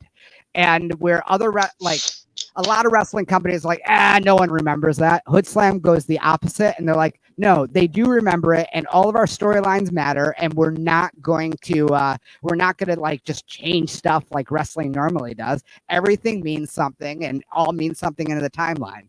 So it's a fun company to check out. They've been down because of COVID and stuff like that, but hopefully they will be back. A lot of video game characters. They would have theme shows where it would just be all based around video games or movies or whatever. So it's definitely alternative wrestling, and for people, adults into fun that are into geek things and stuff like that, Hood Slam's a definite thing to check out. I think that our audience would actually love it. As you can see, there's Ken and Ryu from Street Fighter, and then David, look at that booty. Right between. Yeah, Cammy's got a booty. Cammy's booty don't stop. That's for sure. And I know Juggalo Gamer right now is probably going nuts in the chat. Yeah, their website is Birds Will Fall, I think it is. birdswillfall.com, I believe, is their website. And then everything else is under Hood Slam for Instagram, Twitter, Facebook, stuff like that. All right, so people definitely, one second. People definitely should check that out. It looks very interesting. I mean, I could go through the pictures. I mean, just like Charlie, this is going to get your rocks off. Check this picture out right here. Since we're sharing things. Talking about weird stuff. At one point, they had a stuffed horse that was a character, and Brian Kendrick feuded with the stuffed horse and actually had a match with the stuffed horse and ended up killing him during the match. But during the match, the horse actually bit off Brian Kendrick's dick at one point, and like it's just insane, the stuff that they pull off. Kendrick's literally got like a blood spot on his crotch area after. There's Shotzi Blackheart. Shotzi actually got a start at Hood Slam. That's where she started. Her and Manny from Saudi Arabia, who's now just got brought up to Raw. Both of them started. Oh, Mansoor, I believe his name is. Mansoor, yes. He both got started with the Stoner Brothers, the school, Stoner U, which is the Hood Slam's wrestling school. So, but yeah, there's Shotzi dressed up as the Joker, and she was teamed up with Dark Sheik, who I believe was dressed up as Harley Quinn on that show. Yeah, Shotzi's been one of the ones I've been happy for with her success recently in NXT, but is another one I'm worried about when she moves up to the main roster. Yeah, I mean, what I love about Shotzi is the fact that they've let her beat Shotzi from the helmet to the. So when you see her do this on her head, that's a Hood Slam salute that everyone in Hood Slam, like, they're all gigging. And so that's like a Hood Slam thing. So when she does that, that's her shout out to Hood Slam. Just like Manny just had FTF on his boots, which is a Hood Slam thing that stands for fuck the fans.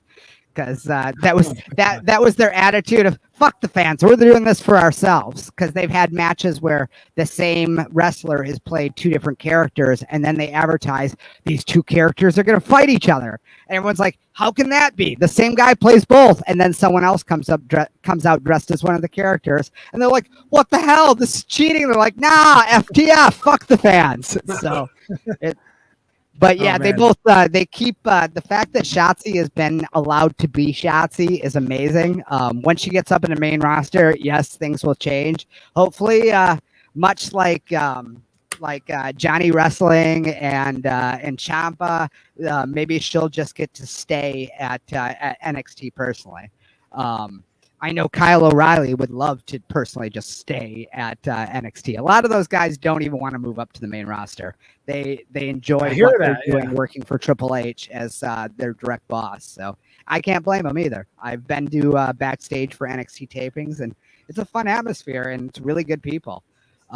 Even better is NXT UK, because essentially if you're going over there, head producer for that is Shawn Michaels. So Shawn is your head boss, and the people underneath are William Regal, Johnny Saint, Robbie Brookside, just like legends in English wrestling, and that's who runs NXT UK. When Chris Hero was doing the shows over there, he was like, "Dude, I never want to go up to the main roster. If I could just do this all the time, it's the greatest thing in the world." He goes, "I get to work with my heroes once a month. I fly over to England, work with my heroes, and work with these guys. It's just phenomenal." So there's quite a few wrestlers now that I feel just want to stay in what used to be considered the minor leagues of the WWE. They'd much rather just stay there. And if you're not out on the road traveling so much, you spend less money. And so that means you don't have to make as much money. So if you make $150,000, $200,000 a year down in Florida and all you're doing is just traveling for Florida house shows, or if they do touring for NXT, they all get put on a bus and all of it's taken care of for them. So they're doing well, and they're not going to be millionaires. They're not going to be a Randy Orton with your own bus and stuff like that. But they get to do the art that they love, and they get to really wrestle and do what they like. So I would take that over getting called up to the main roster any day. As long as my bills are paid and I'm doing what I love, that's the key to happiness. Exactly. Yeah. People think it's money, but it really isn't exactly money. It's just having enough money. And make sure that you're not worried about money. That's the key to money. As long as you don't have to worry about it, then great. I mean, there's no reason to be a millionaire. That just seems like even more stress. Once you get that much money, then the money itself becomes a stress. I just want it I don't want to have to worry about my bills every month. That'd be great. Those are paid off, and then I can go do and live a happy life. That's the goal for everyone, I think. My son wrote a poem about. I'm gonna go get it, but okay. I know you're short on time, so I'm gonna see if I can run it. I want to read that because I think it's amazing what my 10-year-old said about money. Like it's like what, but Charlie, why don't you take this over the interview? I'm going to grab that and I'm going to read it because I just want everyone to hear it. I think the people in chat, it's very, very crazy to me. So I'll be back. One question I remember we were talking about earlier about you saying that you wanted to be in a like a horror film and all that. Now, I guess the question I would have if every director would want to do it, but if you had the choice, like you could just every director came to you and said, we want to do your movie. What would be and you could even say someone who is deceased, it doesn't have to just be alive, but if you could pick one director that you would want to direct your horror film, who would that person be, off the top of your head? I mean, you've got certain people that for old school, there's John Carpenter or Tobe Hooper. Either one know how to get the most out of the least. I'd probably have to go with one of them. Most likely, probably John Carpenter. John Carpenter is, especially for setting tone, he's so good with setting the tone for things, no matter what movie it is. So I would go with John Carpenter overall. I think he's just phenomenal across the board with all this different stuff. And plus, he'd make you a killer score for the movie as well. So that's the other thing. I was just talking to someone the other day about I periodically jump on YouTube and just start listening to music to see if I could come up with a new entrance music. And yes. I spent a week just listening to random John Carpenter tracks oh, that's good. Oh, that's really good. And then in my head, I'm like, yeah, as soon as I use this and I come out to it, then most likely John Carpenter is one of those guys that would actually get the video pulled off of YouTube for using his music. So I'll probably end up just sticking with Phantomus that I use now because Mike Patton's pretty cool to other artists, and I've never had it been it's never been flagged or taken off. So thanks, Phantomus. Well, I got the poem here. It's really good. It's less of a poem, more of an essay, but it's called "No Money, No Problems." I believe that everything should be free. Besides, it's so easy when everything is free. If you want to get a phone, drive to go get your free phone. If you want to get a car, go walk and get your free car. No lines. You could just pick it up and walk out. Clearly, you should not work for money. If you refuse to work for no money, then you back no money, then you will not get any. Remember, it's a 10-year-old, so I gotta read through this. If you refuse to work for no money, then you will not get any resources from anywhere because you will. Basically, he's saying that if you work for no money, you'll influence other people to do the same thing. Yep. There will be less crime. Think no money, no bank robberies, no people going through your purse or bag, no lunch money getting taken away. If you want more time, less crimes, big house, do work for no money. It will influence people. So basically, that's the world that our future generation want to live in. Yeah, I mean, it's definitely every generation has a different spin on how they see things. And yeah, I wanted all the money when I was a kid. All the money. My kids don't want any money. What year were you born? I was born in '75. I came up in the '80s. '80s was all about having the big money and the expensive cars and stuff. And then '90s were much more about my integrity and things like that. The early '90s. I grew up. I was born in '88, and I was a teenager in the 2000s. Gotcha. Yeah. So I am like a typical millennial. Every 20 years, all about money, and that's all about let's worry about society, and then we're back to worrying about ourselves. And everything goes. I mean, just like the wrestling industry, everything is circular and always makes its way back around. From clothes to entertainment to everything does that. And same thing with with the way people see culture, where right now it's very much leaning towards a socialist side of, it's not all about everyone like trying to be the richest person around, but another 10 years that could completely change. Oh yeah. I read a whole article on, we could do a whole separate podcast on this. I read a whole article on the generation of kids that is coming up behind millennials and what influenced them. Now, I picked apart the article. That article, there's some things that are plain out wrong, because like they tend to forget the fact that millennials also went through the same stuff they're going through. I graduated in 2007. I got a job, lost my job because of the recession. Like I immediately got a job, boom, lost my job. Went to college, couldn't find a job because nobody was hiring because it was a recession. Now I can go get a job right now, anywhere. Everybody's hiring now. It's like easy. Yep. So, but like, it's weird. I could do a whole, all of us could have a whole discussion on it, but I do want to give you your time back to your own yourself, so that way we don't go to. I have to go out and I got to feed him in a few minutes, so that's the main thing.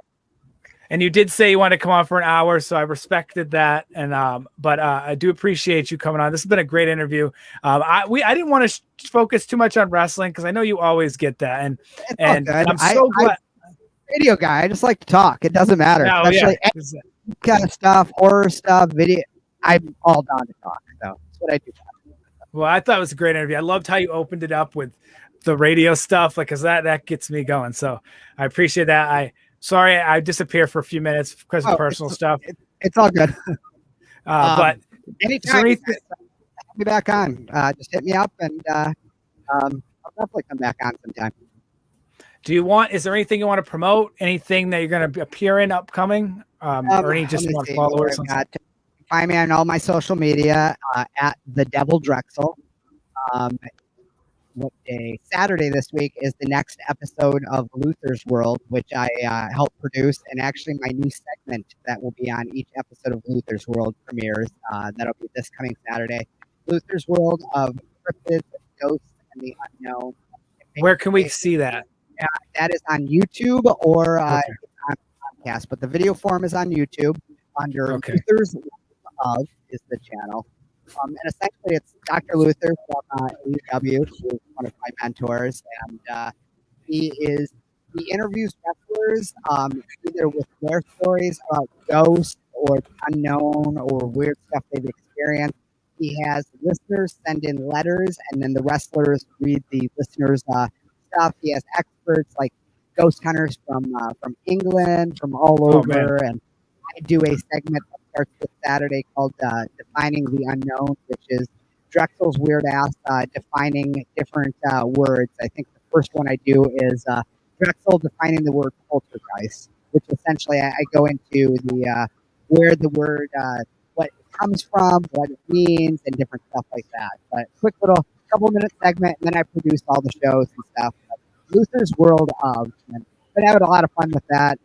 Dr. Luther and I have known each other for 16 years now, and it's really fun to get to do this project with them. I believe we're actually going to be, if it's still going down, we're going to be doing the show live during Jericho's Cruise coming up in October. It will be pretty awesome. So, yeah. Well, Drexl, thank you for coming on. I'm definitely checking that out. The idea of just that, I live in Massachusetts. It's very like there's a literally local radio station had all the the poltergeist with the Salem stuff and old buildings, Plymouth, Massachusetts. Just like it's all around me. I don't know if you know the Emily, what is it, the axe murder? Yeah, and Lizzie Borden. I lived like down the road from Lizzie Borden's house back when they used to let people. So they used to let people stay in. And my ex-girlfriend at the time, I was like, "Hey, do you ever want to stay there?" And she was like, she watched Tara. She was like, "No way, do I want to stay there?" And I'm like, "What do you mean?" She goes, "Because it's old." Like, I can't wait until things open back up. Luther just went with Marty the Moth from Lucha Underground, and a few other wrestlers just went and stayed at a haunted place. Really weird. Recorded sounds and stuff going on. So we're doing a special episode just off of the stuff we filmed on that. So I'm hoping to be able to travel around a little bit and go check out some of these spots. Like for the guest list, it's kind of a who's who. Jericho told a story on one of the episodes. Don tells a story about a woman called Calgary. One of my favorites. It's a lot of the AEW roster. Make an appearance on it. One show talks about weird and cryptids. From talks about different cryptids, and he says like cryptid of the week type thing, and explains cryptid and their story and where they come from. So, Bigfoot experts, UFO experts, a little bit of everything, but a whole lot of fun. Oh man, it sounds like coast to coast, like back before. Rest in peace to Art Bell. Yeah, but and in fact, it's one of the things we talked about is like the Art Bell thing, and both of us work in radio. I had to be at the morning show at 4:15 in the morning to start. So what did I listen on my way to work every morning at 3 in the morning? Art Bell here. Oh man, from the high desert, east side, west side of the Rockies. I forget what he said. I used to love how he answered the callers. Like he'd be like, "West of the Rockies, you're on the air." And if you weren't, he was so good too, because if you weren't from west of the Rockies, he'd hang up on your ass. You didn't use the right number. All right, we got and definitely I'll come back to you guys again. Thanks for having me on. Thanks, Drexl. Yes. We'll talk to you later. Thank you. Yeah. Later, man. Peace. That was fun. Yeah.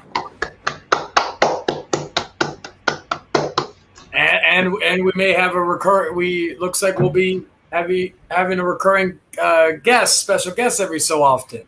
Yeah, he seemed like he was into it, and I could tell. Like we did it, we went exactly an hour, exactly what he wanted.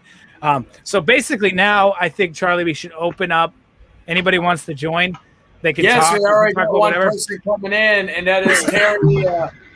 Terry, I'm going to butcher his name, but I'm just going to say Terry. Terry McJarro, laddies. Terry McJarro.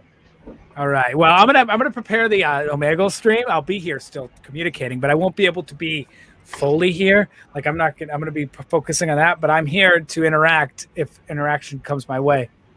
Just to form. Yeah, that was a I had to feel like I knew that interview was gonna go well because, like I said, like I know that like. And I was telling him this. I said we could have a conversation going on just about horror movies. Oh, and we have another person coming. We have the great Tricky coming in on the screen. What's up, Tricky? I haven't heard from Tricky in a while. Yeah, well, you know me. I don't do internet that often. Yeah, fuck internet, right? Who the fuck? Why do I do internet? Why am I doing internet is the question. Of course I do internet to talk to all you wonderful people. My God, Jack. To talk to you, Jack. I do internet to talk to you. Just you. Terry. When are you doing a review, Terry? I think he's Terry. Who's Jack? I am planning on reviewing it this month. If not, I will be reviewing it in June, but on Thursday of the month because I'm doing some top 10s right now.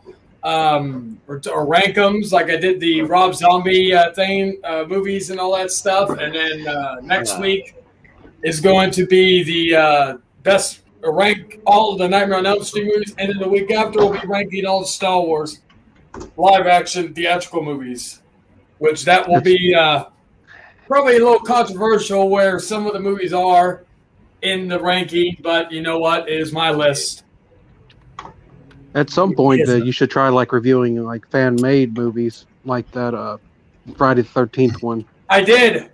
I believe I reviewed both of them. I reviewed Never Hike Alone and Never Hike in the Snow, and then I reviewed the Halloween film, The Spirit of Hatfield. I cannot remember the director of that movie's name, but he loved my review so much he subscribed to my channel and all that. I want to try to get the guy from that directed Never Hike Alone and The Spirit of Hatfield on the show, because I think those would be some interesting interviews. For any of you wondering, we are working on some more interviews coming up very soon. So I'm not I can't go too much into detail. Tom, of course, he has pretty much become the David 3000 PR manager. David's the promoter and Tom is now the booker. So now I have to go Brian Pillman on him and say, I respect you, Booker man. But speaking of which, by the way, go ahead, Terry. By the way, to give you a clarification, who is the director of Never Hike Alone is Vincente Di Santi. That's his actual name. Yes. And I believe the guy who played Jason, was it the director? Or was it, I can't remember who, because I know somebody who directed one of fans played Jason. Wait, that's actually the same individual who played Jason Voorhees who directed the movie. Okay, so it was Vincent DeSanti. Yeah, I like both movies were fantastic. I can't wait for the next one that's coming out probably in the next year or two, because he's supposed to be doing a trilogy of Never Hike Alone movies, which again, those are probably some of the best Friday the 13th films that are not officially in the Friday the 13th universe. Then there's the goofy one where Jason takes Santa's costume. Let's see who we got. Oh, okay. I was like, who we have now? All right. I would not. I'd make me leave for a second. Make you leave? Yeah, not like Amigo. Kick Amigo out for a second. Okay. Because I don't know what's going to pop up. We gotta give him some mouth spray. We gotta give him some cologne. We need to make him smell like a ha. Like Tom saying like that. We need to make it smell like a ha. It needs to smell like a fucking hookah. Should the rest of us be hidden besides you two or something? Okay, I'm taking care of that. You guys just need to not talk. I could switch between different people. People just need to not talk. You'll see what I mean when I go live. Because they're going to see a particular thing. They're going to see what I can see. They're going to see like what everyone can see, they're going to see. But mainly I just want them. The hard part is here, and this is the most annoying part about this, is that they technically need to look at a different camera. They need to look at, because I just want to show them on this. And ideally, I'd want you guys to just see them on stream, and then we'll be talking to them. So I'm just going to capture what they look like. And then but then they need to see us, like whoever's talking. This is what I'm trying to figure out. I could get it to work just fine. Like, you know what I mean? I can make it work just fine. But like right now, there's a guy like talking because there's like a guy that thinks I'm going live. So he's like, yo, like I can't see anything. King Boglum said, when the 5 hours of sex happening? It's about to happen. Once we find a stranger. By the way. Don't talk to strangers, David. But I'm about to make you talk to strangers. Mixed messages. Hey, I was going to say when I came in, how's everyone? Oh, we're doing good. We just got done with with an interview with Derek Drexl, which was a fantastic interview. And hope to get him back on again in the near future. It's funny, like Tom, did you notice something? Because Brandon talked about how we're copying them. Yet I don't recall a majority of our conversation had nothing to do with what they talked about with them. I know, right? And so you know what I loved about the interview? We learned new things about him, which is what you're supposed to do with guests. Did anyone here know he did radio? No, I never knew he did radio. He was a DJ. Would anyone have guessed that? Or that he wanted to be a director or or an actor and then someday maybe direct? That's a good interview when you're finding new things out about a person. If you're going to interview somebody, you should find new things out. Like if we had Sabu, you'd learn something. You'd learn something new about Sabu if he was on this stream. I guarantee it. And also do more research about the person. And you want to know the other thing is? We didn't ask him how has been the COVID thing affecting wrestling. Like Brendan Martin, excuse me. He even asked on David's stream, and I shook my head. I was like thinking, Brandon, we talked about you asking this question. It's the most boring and generic question of all. Oh, Jay did ask this earlier, but David, Jay asked you to acknowledge him now as the king of recess. The king of what? Well, David and Jay a few weeks ago had a debate because David and Jay believed they could beat the other. And so I orchestrated a debate called the King of Recess. And I asked him nothing but sex questions in multiple choice form. And David only got 2 right because the other 2 he got right, I expunged those because of the fact that he didn't get all 3 right because I gave him a last chance. And he lost 5-2 to Jay Houston. So Jay now, that's why David is no longer going to be the co-host of the Rant Rate or the Hangman Outcast after July because he put up his co-hosting position up for grabs, which he lost. And Jay practically embarrassed him to the point where I don't think any debate with Jerome would ever happen, even if David, for some reason, faced. Wait a minute. Did you say that if Jay wins, you do everything in your power to get him a debate with him? Well, Jay, we need to get something going between Jay and Jerome, whether that's going to be on the show on here or wherever. We need to get that going, maybe for episode 50. But speaking of episode 50, I do have an announcement for anybody curious of what's going to happen on episode 50. Well, we've done different specials for the episodes. Well, Jerome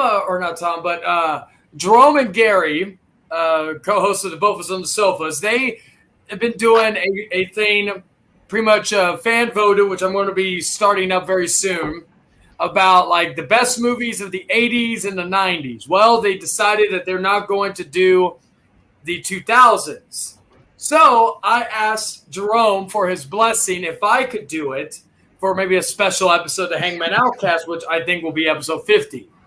So that way we're going to do it where people can vote what they believe is the best movie of or best actor.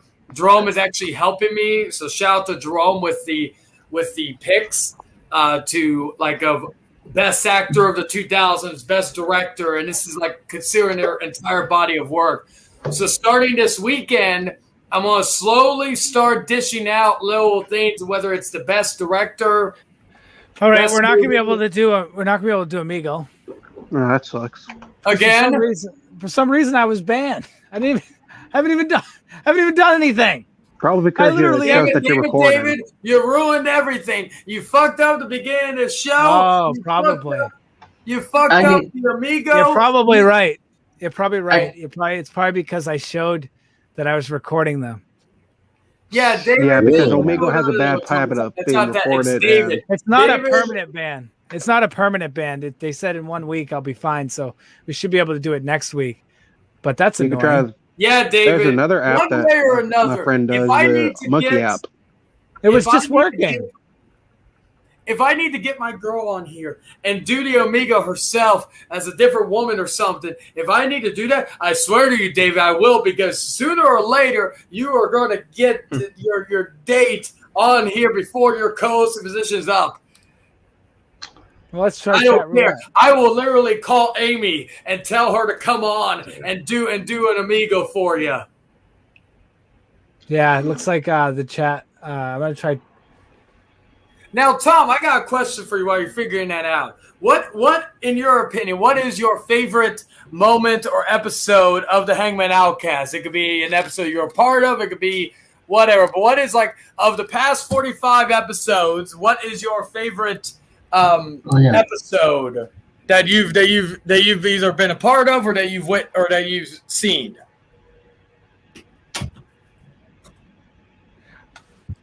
Okay, this is really gonna suck. This is unrelated to your question. I will answer your question, I promise. But we're gonna have to go on unmonitored chat, which means we're gonna see 4 times as many dicks. Oh no! But no, we can't do that tonight because I was banned. But next week we're gonna have to go on unmonitored, and I'm gonna have to really pay attention before I show everybody. But that might be the only way. So David, you might see a dick or 2 or 5, but you will see a lady. Maybe you'll see tits. I mean, it's not that much out of the realm of possibility because I promise you, David. I promise you, David. If a girl whips out her tits, I will not block it from your eyes, just the stream eyes. Wait a minute. What do you mean by dick? Do you mean like an actual penis? Yes, because Omogo's known for having multiple shots of dick pics and flashes. But I promise, David, that if tits pop out on the stream, we'll all see it, but the stream won't see it. Okay. Just play for the love of God. Just make sure that they're like the appropriate age. We don't need to be in trouble for someone underage. Oh no, I'm gonna. Well, I if they're 16, I'm roasting the hell out of them. That's what's happening. I'm just gonna put that. I'm just putting that out there right now. Oh, Tom, Jay said episode 44 is which yes we could agree because that was the episode that Jay owned David in the quiz. So now what are we going to do to get David to torment David 3000? Well, if Jay you're available, you can come in here. And wait a minute, I can do it right now. Right now, David, I can do it. You know, we could always play like Cards Against Humanity or something. I'll just get it on my phone. I'll just get it on. I'll just get it. I'm doing it on my phone right now. I believe you just gave me a bloody idea. We really ought to do a Cards Against Humanity because that's actually one of a few card games. No, Terry, I can get Omegle on my phone. All I have to do. I was going to say because Tom, this is possible. If we do dicks, if there's a lot of dicks. Well, we got to have Jordan on because Jordan loves those cocks. That's true. Really? So I don't think he wants his mother to walk in with that. He really loves cocks. Yeah, he's gonna sit there like his mom's gonna walk in and beat his meat while he's looking at a bunch of cocks. And imagine does a rooster have to do with anything? Yeah. Can I say something? I've heard of people liking chicken nuggets so much, but this is ridiculous.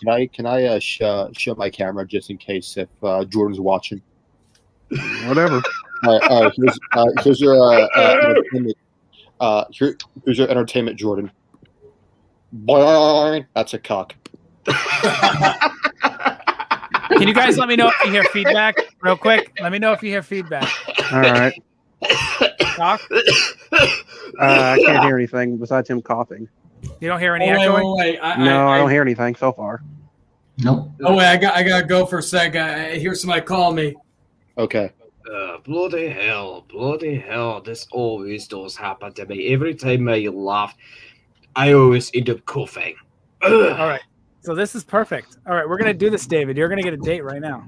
Oh, boy. David gets a date, everybody. Hey, everybody. This is me. Hangman's legit. And I'm here, and I'm queer, and I'm going to come so hard to you because I talk with a really masculine voice, but it's to hide my inner gayness. So, yes. Charlie, make yourself big right now. Make yourself big right now. There was these girls that were just popped up on the screen, and I wanted this through the camera right now. But you need to do that character right now. My milkshake brings all the boys to the yard and day. Shut up for a second. Just relax, because you're gonna scare them away. They'll just next us. So you gotta find somebody that isn't a dick. All right. It's me, J-Man's legit. We gotta find. I'm ready for you, Brandon.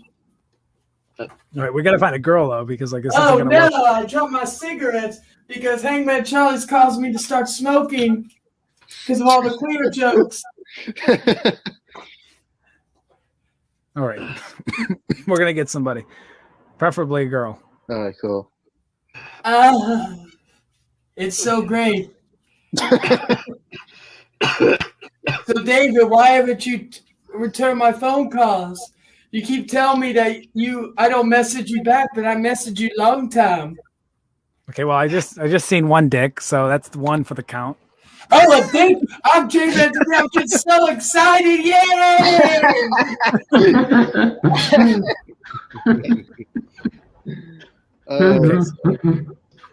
You got one dick for the night. Hey, can I ask you a question? Are you asking me, right, J-Man, to Jerry? You're asking Hangman. What do you Charlie. think? This is live right now. What do you think about my friend here? Charlie. What? There we go. Fucking do your thing. Oh, it is me, Jordan Little. J-Man's legit. And I am here and I am queer. What do you think? 1 to 10. A 2. A 2, Charlie. You're a 2. What are you gonna say to that? A 2? A fucking 2. I'm a fucking 9. I won't go that far as being a 10. I'm a fucking 9. He says he's a 9. I agree with you. He's probably a 2, though. I'm not gonna lie. You can't take it. I mean, let's be honest. Look at these fucking glasses. That brings your score down a lot. I mean, to be honest. Well, now it goes down even lower because you took them off. Put them back on. Isn't it supposed to be a roast of David? I'm putting him on solo. You don't know how to roast, so I gotta roast you with her. I just met her and I can roast. Thank you for participating.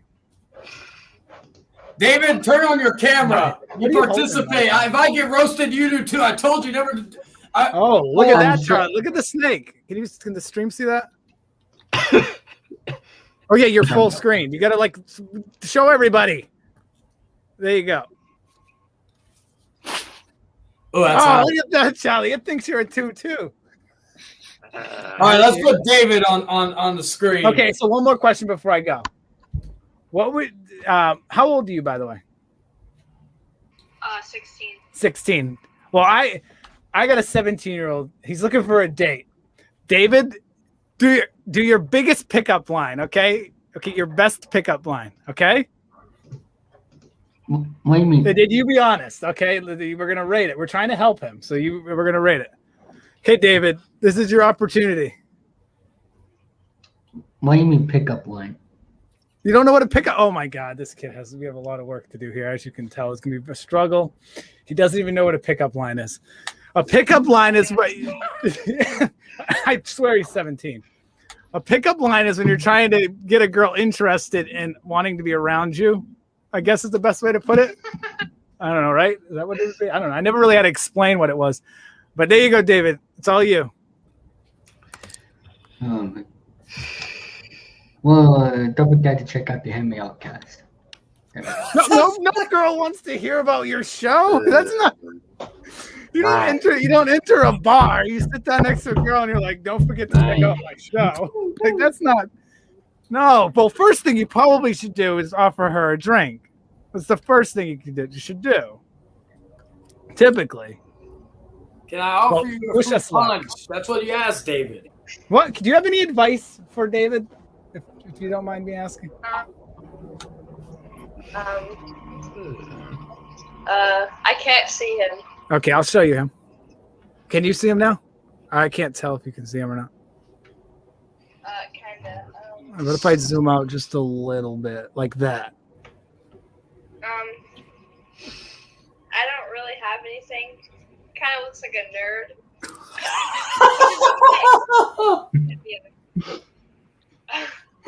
David, it's okay. Girls are gonna call you a nerd. It's fine. Kind of look like you're 14. Even okay. That's the only thing I have. Okay. Wow. If I can be Thank you for that. We'll keep working on this. You take care of your snake and have a great night. Okay. If I can be perfectly honest, what David should have done is take an example from me because I'm more of a gentleman type from Scotland. He should have done to offer her a date. which is what most gentlemen do, because a lot of English people really do drink a tea a lot. That's what he should have done for a pickup line. There's Mr. Gozy. That was fucking hilarious. We need to do that like all the fucking time. That was fucking embarrassing. What the hell, David? That was fun. Okay. I wanted to punch you through the fucking screen. That was embarrassing. What the hell? Okay, Mr. Gozy, you relax. This is an entertainment show. We all are here to make fun of ourselves. I know. If you're not here to make fun of yourself, then get the fuck out. Why the fuck am I? Why do you think I'm showing my face? I'm a joke to myself. Hey, don't make me do what they do on Amigo and whip it out. But no. I'm a fucking Look at me. I'm a joke to myself. I can make fun Charlie's of myself. a 2. This girl roasted David and then roasted Charlie. You guys are an embarrassment to the show. None of you guys stood your ground. The only person that looked somewhat capable of being normal was me. Charlie's like, a 2. A 2. I'm a fucking 9. Charlie, David, at least she didn't call you a 2. Let's be honest. Charlie got the most roasted. She just said you looked like a nerd, but that wasn't a bad thing. And you look 14. You do look 14. But that's not a 2. Charlie got straight up 2. She didn't even have to think about it. She didn't even hear him yet. She was like, a 2. Oh my god. That was just great just for that, to be honest. That was fun. I want to do it again. So here we go. But this time, use me this. Charlie, Use me this time if you want to. Do you want it? You could Gozy could do. I was gonna go Charlie, but we could do it for Gozy. I'll probably be like a 1. Damn it! I will fucking die. Make Gozy big. Make Gozy big. Some people think it's weird that I'm doing this, so we just gotta. She was cool. She was cool. Wait, we're doing it at Gozy. Yeah, I'm looking for a guy. You said guy. Well, I mean, I was thinking for Jordan, but we're doing this. Yeah. You mean if Right. it comes on? We gotta do the roulette because I don't know. Oh my fucking god! Okay. I mean, I might have been roasting these people. Hey, can I ask you a question? You hit your camera there for a second. So I have a guy on the phone right now on FaceTime. And he wants girls to rate him. And it's hard to find girls on this site because there's a bunch of dicks and guys. But real quick, would you be able to give me a number for him if I show you him? You could talk so she knows that I'm not lying. Say something. Well, how do you do? Okay, so I'm going to show you him and you got to rate him, okay? Be honest. We don't take offense here. Say something so she knows it's real. It's not pre-taped. Well, of course it's not pre-tip. What the fuck you talking about? I don't know. What do you think? Like out of 10. If you next us, I'm going to take that as a 0. So you can next if you want, but that would be a 0.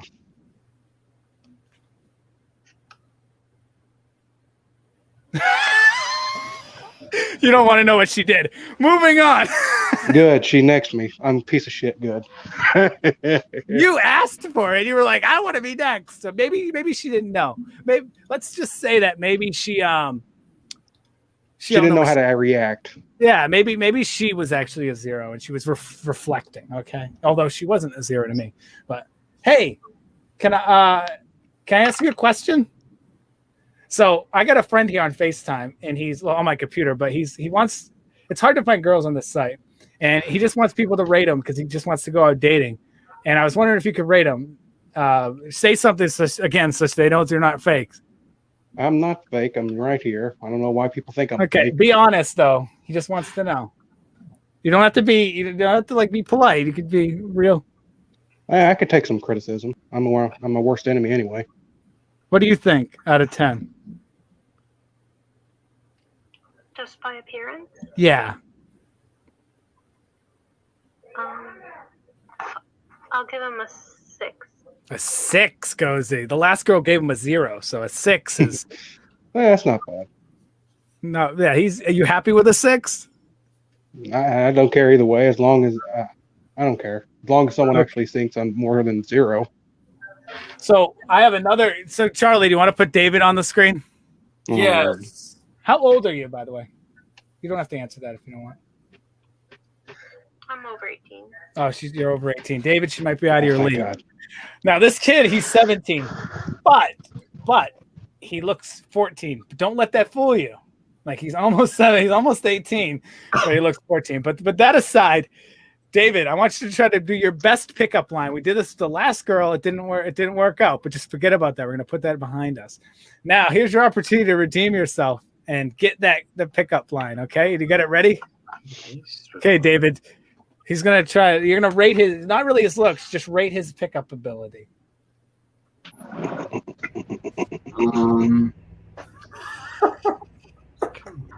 Yes, Charlie. No, David. You're talking to her, not Charlie. She's the girl you're trying to pick up. She's got your full attention.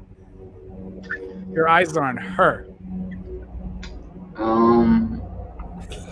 We're helping him. We're trying to get him. He's about to turn 18. We want him to be able to pick up girls. Okay, so women. No, please, for the love of God, do not say Power Rangers. That is not what you want to do. Okay, so let me just show you how it's done. Okay, just a little bit how it's done. Oh my God, now you just ended his camera. So, what's your name?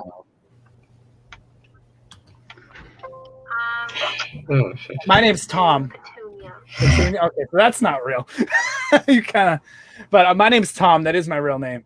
And we're just doing a fun little show. But what brings you to Omegle? I was watching a funny video of a YouTube channel who goes on Omegle, and I just want to see the kind of people there is there. So. Well, I could forewarn you. I'll forewarn you right now, just so that you might already be aware of this. But there's a lot of dicks, and there's a lot of 13-year-olds. So that is, if you can get past the dicks, that's probably going to be the biggest hurdle. If you can get past the dicks, then you're probably good to go for the rest of you'll probably enjoy the rest of your time. But my phone just died, so that conversation ended. But that's actually good though. That's actually a preview to what next week will be if I can actually fit this to actually be the way I want it to be. But how old was she? She said she was over 18 and her name was Petunia. I do think she was over 18, but I do not think her name was Petunia. I'll just put that out there. Yeah. She went like this. I said, "What's your name?" She went, Petunia. And I was like, okay, clearly that's not your name. Mm-hmm. But it's the next week. I got a 6 and a 0. Unless she was using as an alias for that matter. I should have asked her what I'm rated. I don't ask any of these girls what I'm rated. I don't. I typically get. I don't know what I typically get because I don't ask that question ever. But I typically, pretty much, I typically can hold a conversation with anybody, and they seem interested in me. So, I mean, I like not interested, like interested, but like interested in what I have to say.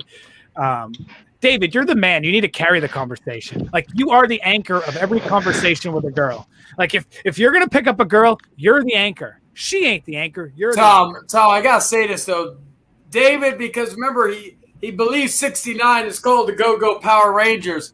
So basically, in his analogy, he wanted to give that girl a 69 by the way of Go-Go Power Rangers. I can't even believe that you used that. I can't even believe it. I'm just at a loss for words. Like David, this is what you do. This is what you do, David.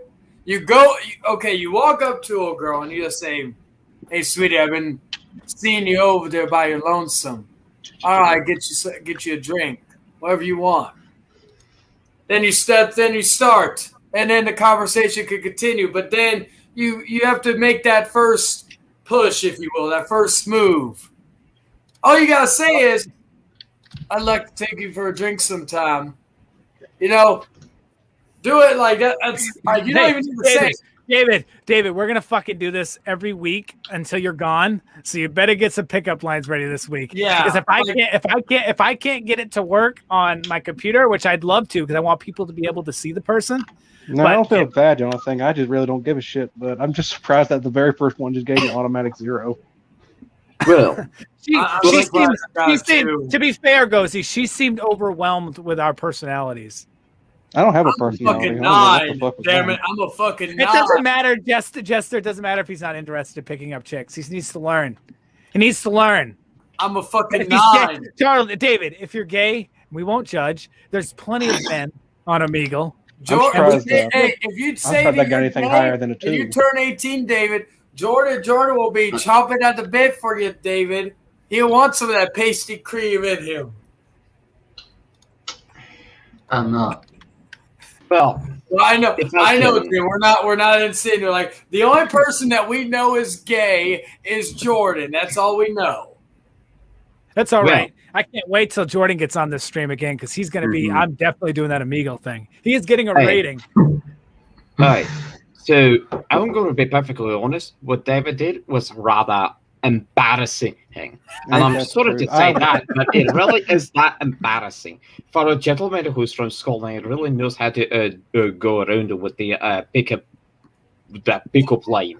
So if I was him, even if he's a 17 or under the age of 18, I think he needs to improve a lot, and he does seem to struggle a lot. If he was supposed to say something like that, I wouldn't be saying like that at all, laddies. So what I would instead do, I feel bad for him if he. Sorry. So if I was him, I would actually ask her out and say, "Would you like some cup of tea?" That's what the most English gentlemen do. Could you guys see her through my screen? Oh yeah, we were full screen. We're gonna have to figure out something next time we do this, Charlie. You should make you know how you can make like one guy in the corner and then we're all small on the side. Isn't there like a way for you're on your computer tap split screen? Well, I wasn't using my computer. I was using my phone. But the problem with split screen is if there's dicks, I can't central. I can't block it out. You know what I mean? Sure. But I mean, aye.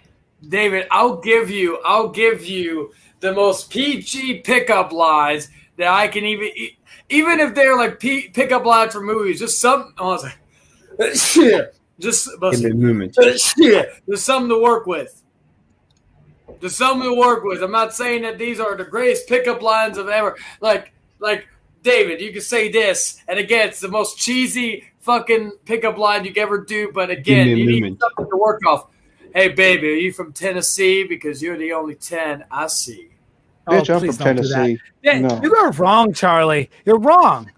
I guarantee that I could right now, once my phone's charged, go on Omegle and get a girl to be interested in talking to me. And by the end of the conversation, she'll give me a rating above like a 7. Guarantee it. I guarantee it. And I will not use any of your pickup lines either. Yeah, what would happen if some of the girls on Omegle might say some shit about me? Well, I typically would they'd want to see you. So that's why I did. They do. I am really nervous to show my face because I have this shitty ass haircut right now. So go ahead, Terry. So, ladies, I must leave y'all. I should have said something in the part of what I would have said something, but unfortunately, I must be in someone else's interior, so I must. Okay. Thank you all lads for having me in. Next time, Hangman Charlie, and Tom. I'll be seeing you in the next Hangman Outcast. Oh yes, Terry. Thank you for coming on, man. It's always a pleasure. Remember, you don't fuck with the Scottish people. They are very sharp-tongued. Remember that, laddies. See you, laddies. Well, right, Emo, we should also have Emo do has any girl Charlie got a 2. Charlie got rated in ER. Charlie got a 2. Fucking 9. That girl was probably blind. I was a fucking 9. Yeah. Can I say something real quick? Yeah, go ahead, Tricky. I would fuck with the Scottish people if I want. Sorry, Terry. It was a joke. All right. I will do it. I will so do it. Hey, Jester even wants to do it on me. We've started a movement, Tom. And thank you, Lennon, for the 1-year anniversary. David, how is that 1-year compilation videos doing? Well, actually, I have the tap right now. All right, when we get to 9 o'clock, we'll show it off. But all right, so that gives me 10 minutes. It's 9:50. It's 9:50 where I'm at. Sorry, I didn't mean to cut you off. 850 where I'm at. Oh, Emo said he's not doing that shit. All right. How come? Some people don't like being online with people like that when you don't have much of a Hey, filter. Eric. Oh, yeah, you true. and Brandon, Jordan, and Michael in that boring-ass rant and rave stream so you can come on here because, Brandon, we still got like a little over an hour because we're going to go till 10:20 because of the fact of that malfunction because of David 3000 at the beginning of the show. So you're going to have a 44-hour, 20-minute all-together show. But since it is a special occasion, get your monkey ass in here because I'm gonna bury you worse than Triple H bury Booker T at WrestleMania 19. And Jordan too, but bury. You really love the terms burying and everything, given that you live in the graveyard with your sex life. Oh yes. Yes, Brandon, I will bury you, and then I'm gonna bring my girl over to the fucking cemetery, and we are gonna do it over your rotting corpse. Oh my God, Charlie, you're out of control. All right, so don't worry, Brandon, you'll be in the ground, so you won't have to worry about it. But yes, Brandon, get your monkey ass over here so you can take this whipping like a man. Brandon is still alive as we speak. Even Dan XP is on there still right now. Yeah, I know he was interviewing, but let's not forget Dan XP was on our show first, so let's not forget that. Because Dan always focuses, he may have a facade about Rant and Rave sucking or whatnot, or us sucking and Rant and Rave being awesome. No. We have the more entertaining show. Fuck Rant and Rave. Yeah. So Dan is helping them we don't really get give a shit viewers because Dan knows that Rant and Rave is a dying product. Jordan can explain it, saying that Tom, I don't know if you heard about this, but Jordan pretty much said that everybody who thinks Rant and Rave is a dead brand. He basically flipped all of them off. So anybody who is given. I never said they were a dead brand. I never said that. I just said we're more entertaining. Well, yes, but basically everybody who has said that or said anything critique towards Rant and Rave, he doesn't give a shit about. So that basically is disrespecting your fans. So once again, why be on Rant and Rave where they don't give a shit about your fans? When you could come on here where we allow everybody. Well, I'm not going to be able. I could use Omegle, but I'm going to wait until next week because. Yeah, because I want the whole show to be around David's dating life. Yeah, well, if we have to do it with my phone, we'll do it with my phone. If we have to do it, if I can get it set up to how I want it, we can do it that way. Yep. But I guarantee you that we are doing it, and it's going to be entertaining, and it's going to be fun. Mm-hmm. And I look forward to it. And I already know that the chat loved it. Everyone seemed to be engaging. It was the most engagement we had all night. So I know it was pretty funny. David would have a damn panic attack if a stripper came into his house and tried to do a lap dance on him. Imagine him having to talk to the girl. Real talk, David. Don't you think that was engaging? And don't you think the chat liked it? And don't you think that it's worth doing? Well, I don't want to hear how you felt. I don't, because I never care how I feel. I act like an idiot too. I don't want to hear that. That I don't want to hear. Just the facts about how it was perceived. What do you think? I mean, I saw people were laughing in the chat, so I think they liked it. Yeah, right. And that's people all like that matters. Self-deprecation. That's all that matters is making the chat laugh, making the chat feel entertained, making the chat want to stick around. I think we find ourselves a new segment. At the end of the day, David, are you ever going to see that girl again? I don't think so. No, you won't. It's a very low chance, but no, you're not going to see them again. And if you do, you won't recognize her, and she won't recognize you, because who the hell remembers who they see on Omegle? So at the end of the day, it doesn't even matter. It doesn't even matter. And the chat, as long as the chat's entertained and they keep coming back, that's all that matters. And if there's tits, I'll show them to you on. Don't worry. If the girl decides, oh, you're a 10, woohoo! I'll make sure that you get the picture. Yeah, David. Just like I said, you'll never find this stuff on the Rant and Rave podcast because, of course, the Rant and Rave is ran by children. I'm pretty damn glad that I didn't get the underage kids or people. Because I gave the I gave the underage kid to David because David's underage, so that's why I did that. Yeah, and David, look at it this way: you were called a nerd and looked like he was 14, but look at it this way, David. At least you weren't called a 2. David, you could have roasted her right there. Like, you just sat there and took it. Like, I didn't want to because she's 16, but I would have said, "Listen here, you 16-looking ass, probably on Amigo for your Instagram follows, judging David, 17-year-old with promotion skills," and she'd probably just sit there quietly, or she'd hit next. And then I tell her, David 3000 is the man of the future. What are you, the fucking girl of the past? Yeah, and then here's what I'd say. I'd be like this. This is if I was David, but I'm not doing the David imitation. Like, look here, you stupid cunt. How dare you call me a nerd? And how dare you say I look like I'm 14? You know, that you look like you're fucking 12. And if you don't like that, you suck a big long dick. And I know you'll like it because you like dick. So fuck you, because you won't get this pasty dick ever in your life, or this pasty whipped cream. Or you could tell her, David, and this will cut real deep, but this is the truth. Don't you come on Amigo for affirmation, for people to tell you how beautiful you are, because you don't get it in your real life. So why don't you get off this site and start actually acting like a human being that people want to like, and not go on Amigo where lonely people just like any girl that pops up on screen. And then here's the other thing, David. I would say, lady, are you that technologically adept that you clicked Omegle thinking it was OnlyFans? Because heaven forbid that you ain't got no 10 out of 10 for you. Yeah, there's different ways you can handle that, David. Don't worry. If a girl gives you something bad, then you got to roast them. You got to roast them. I would have roasted her. If she was like 18 or whatever, she said something like that. Oh my God, she's getting roasted live on air. Mm-hmm. But she didn't. I'm kind of glad we didn't, because the hardest part is she's nice. So, like, I mean, there's nothing really to roast about it. She's nice.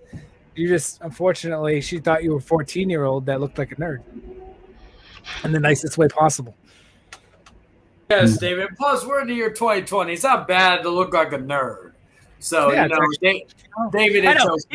David gets called a nerd, and the very next girl, he's like, go pot. I had to, like, cut him off. I'm like, whoa, that's not what you said.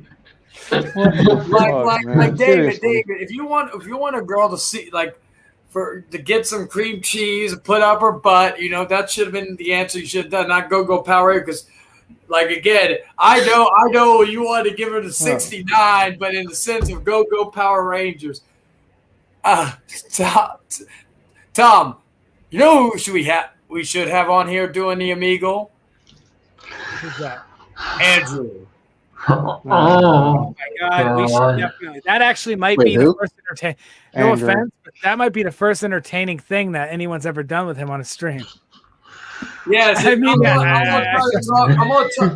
David, we're going to try to talk to Andrew and tell him to be a part of the show. We're not going to let him know why. Don't tell him why, because he will. Yeah.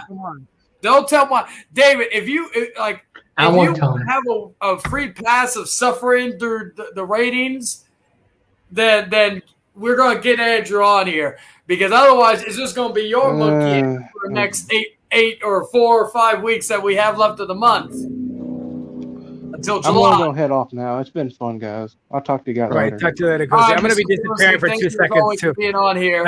I gotta run to my car, but I tell you, we got a good segment going, and I want, if we can get it professionally looking, I want to start uploading. Charlie, you can do it on your channel. Upload the Omegle segment as each segment as shorts on YouTube. Oh yes.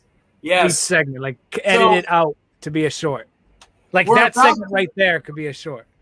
We're about to hit the 1 hour mark, or the 9 o'clock mark. I'll be right back. So David, you want to get that thing going?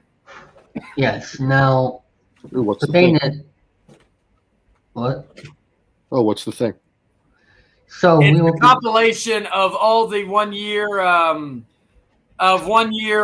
anniversary stuff. So we're gonna have it's just gonna be us looking at the highlights of the 1 year. Terry did say ZTV was incoming, so I'm gonna send him the link on Discord. Oh, sure. Hopefully he wasn't like pulling my string. Let's hope that we can get him in here. Let's see. I'm trying to find. Trying to find the what do we call it? Let's see. StreamYard show links. Okay, here we go. All right. So, so the problem is I couldn't get the the actual video itself done because there's some issues, but I will be share screening this. And yes, I thought that was going to be what we were going to do because I want the video up. I want the when you can. I'm not saying you have to do this right now or whenever, but when you can, send it to me, whether it's email or whatever, because I'm going to upload it to the main channel as a separate thing. I will give you full credit on that. But yeah, we can share screen it. Just let me know when you start it. Yes. Now, the thing is, I'm going to start with the introduction of the very first episode and the first live show, which is episode 2. The problem is I may have to stop searching every time I play the part because how StreamYard is. So I may have to do that, but I do have the playlist, the Hangman Outcast playlist, so this will be good. And shout out to David 3000. We fuck with him a lot on this show, but shout out to him, especially with the limited time he had on doing this. I do appreciate his hard work, especially, like I said, with the limited time and the other stuff he had going on this week. So shout out to him for what he could do in the meantime. Let's start it. All right, here is the introduction for episode 1.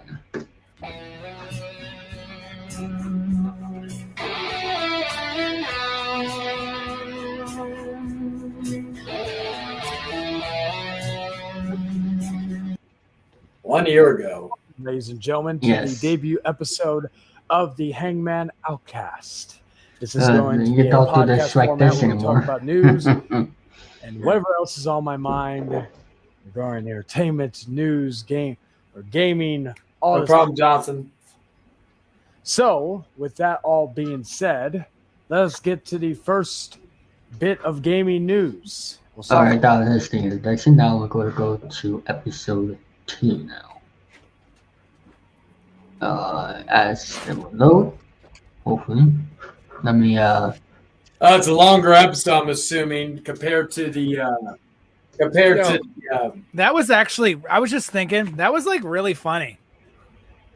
That was really that the whole thing with that girl and David and her seeing how much work we have to go through when David didn't even know what a pickup line was, and she was just laughing. It was just really good. It was good storytelling. I don't know. It was just a good segment. 10 out of 10. While David's setting that up, I will say I recently just picked up. I did pick up digitally. I picked up Resident Evil 7 or Resident Evil 8. Excuse me. Oh no way! You got digital? Wow! What a fucking hypocrite! Holy fucking shit! Hypocrite, everybody! Hypocrite! I have the majority of the Resident Evil games on digital anyway. So what? You got all the Resident Evil games on digital? Holy shit, man! You are a hypocrite. What the fuck? Hey! I still have I have most of the Assassin's Creed games on digital, but I have Valhalla physical. All right, let me actually. What? You are you wanted to debate me, and yet you own all the Resident Evil games and most of the Assassin's Creed games digital. Hey! I still got the better selection of physical games. I would have won that debate. I would have won that debate because you got no ground to stand on. Yeah, I've got more ground than you. Look at my collection. Let me show you what I just got recently. Here we go again. Bro, I got one physical game. I got Back to the Future, the 4K. Let me turn my light on so you can get a better look at it. Bro, all right, I got one digital game. I got Back to the Future 4K trilogy, and then I got this beautiful steelbook of Elvira, Mistress of the Dark, Arrow Video steelbook. You schmuck. What? And then I'll show you what I just got today. You schmuck. I'm gonna show it. Time out. I got Shudder. No relation to the streaming service. Horrible movie, but it was like I didn't know the streaming service had a movie. So listen. No, it's Shudder. It's the streaming service is Shudder. It's D. How about you shudder your mouth? This is the only physical game I own. And then the movie review for Andrew, Showgirls. And it's only because it was cheaper than to buy this for the PC than it was to buy it on Steam. You own every game digital. This guy. All right, digital. Digital sucks. Why would you get digital? Oh, but same guy who owns. Look how cool this is. Crash Team Racing with some pins. $20. Wow, you probably have that. You probably have that. Fucking Mafia. Fucking Mafia. My poster is up there from Mafia. I beat that game. You can see it on my streams. Yeah, fucking Mafia. I got the poster up there. Did yours come with a poster? No, you schmuck. Why do I need a poster? Because it's Mafia. Fucking Mafia. Bro, I'll just print a poster out. Oh, you cheap bastard. This poster right behind me, I got because I got the Friday 13th collection. That poster right there, I got because the Friday 13th game. Wow. Anyway, David, you got the stream going? Yes, let me do it right now. What stream? I think. You eat Wendy's again? Or you going to you didn't go take drive-through to torment David again? I was thinking about it. I think he's about to show a compilation or something. Yeah. Yes. So it's not a completed compilation. Just to let you know, this is just what he is still working on the compilation. You will be seeing that on the channel. This is just pretty much a preview of what that will look like. Okay. All right. Here it is. Welcome, ladies and gentlemen, to the second episode. Let me see if I can edit the volume because the volume is very low. Oh no, I can't. Damn it. Hold on, let me do that. Wait a minute, how is this a highlight film? It's the entire episode of episode 2. Well, I know. He just showed ladies and gentlemen, the highlights to the of second episode. There we go. Let me play that one more time because. Look at me with my welcome, ladies and gentlemen, to the why the fuck did you try to dress up like the live edition of the Hangman Outcast? The guy from Apple there, fucking Steve Jobs. Oh Steve yeah, Jobs. What happened to your Steve Jobs sweatshirt or fucking turtleneck? Why don't you wear it anymore? That's a good question. I have to go. I have to get it. Anyway, let's see. I'm trying to find. I think. Hey guys! Charlie, you should wear your Steve Jobs shirt every time we do interviews. Like when you should wet your hair and like comb it back, and like wear that black like turtleneck shirt, and sit there looking all proper during interviews. And as soon as the interview's over, just like rip all that shit off and mess up your hair. Oh my god! Hey guys, Rant and Rave is over. The newest episode is over. Wait a minute. How was Eric Lima in the chat watching our stream? Because he knowing what was going on while Rant and Rave was going on. Because he secretly loves the Hangman Outcast more than Rant and Rave. Because we're entertaining. Because he was entertained and he couldn't miss it. I'm sending Brandon and Jordan the link to get their monkey ass in here. Oh, and by the way, the Rant and Rave has got 150 views or 49 views so far. So they peaked. Charlie, you need to go online tonight when you edit the video and edit that segment of just David interacting with that girl from beginning to end. The moment I said "hey" to the end, and upload just that clip on YouTube. Or a short, whatever. Just upload it. I guarantee it that it'll draw eyes. And if your audience didn't know that that's what we're doing on our show sometimes, now they do. And they might just want to check in just to see that. Jordan's not coming on. He did say that he wants to come in after we're done because he wants to talk privately with you and me, Tom. So just to let you know. Oh, okay. What's going on? But I will take that. Despite him, that I will say this: I scared Jordan again. He's afraid. Yes, there we go. Okay. Second. Anyway. Wait. What was their rating? Well, right now their rating is 149. They're probably going to beat us. But I don't think so because that's actually because let's not forget last week they started off at 200 views like us. This week they went below that. That's usually whenever they go below that. That's usually when they lose. So I'm pretty confident that we beat. Not only did we beat Sabu, but we beat the return of J-Man as I predicted. Jordan. Wait. And now when you upload that segment of David interacting with that girl on the short, all the views you can add to the Hangman Outcast because technically it came from the Hangman Outcast. So mathematically, it's the same show. Just add the views together because people felt the need to watch it twice. So if they felt the need to watch it twice, then it still counts as a view. Yes. So it should still count towards the total. Well, let's not remember the Hangman Outcast because before David fucked up the beginning, there's two parts of the Hangman Outcast. There's take 2, which I'm going to rename it the Hangman Outcast. As of 46, the Raven Rant podcast. Isn't that the pre-stream though? That's the pre-stream. So that was like the first 20 minutes. So yeah. Yeah. Hold on a sec. Give me a sec. I'm messages. I called you out to a promo off.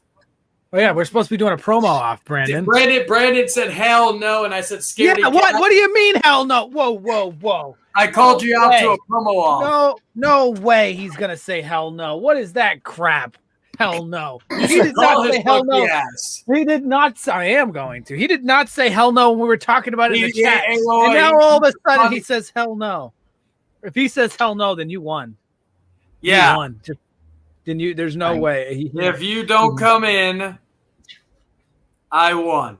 LOL. He. You can take that promo off and shove it up your ass. That's what Brandon said.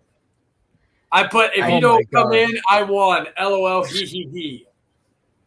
I guess so. We have to do the highlight reel. He's ending the call. We can do the highlight reel, David. Just just keep posting. What? I'm gonna ask for this episode. Why is he letting you take 1 year anniversary? What I don't understand is he's better at promos than you. So why is he letting you take the dub? I don't understand. Doesn't matter. It won't. Brandon said, "Doesn't matter. It won't count, you schmuck." Hold on, tell him to come on here. I'm telling him. It does. What's this I hear about them not trying to come back on here? Oh, I called like a few days ago. I called out Brandon to a promo off, and he's gonna Charlie. He's gonna destroy you, and that's why I want to see it. But like, I need to get him to want to come on here because he's better than you. He's just better. No, you come off like you're searching for lines, and he's very direct. Like you're not gonna be able to do a promo off against him. He's gonna beat you.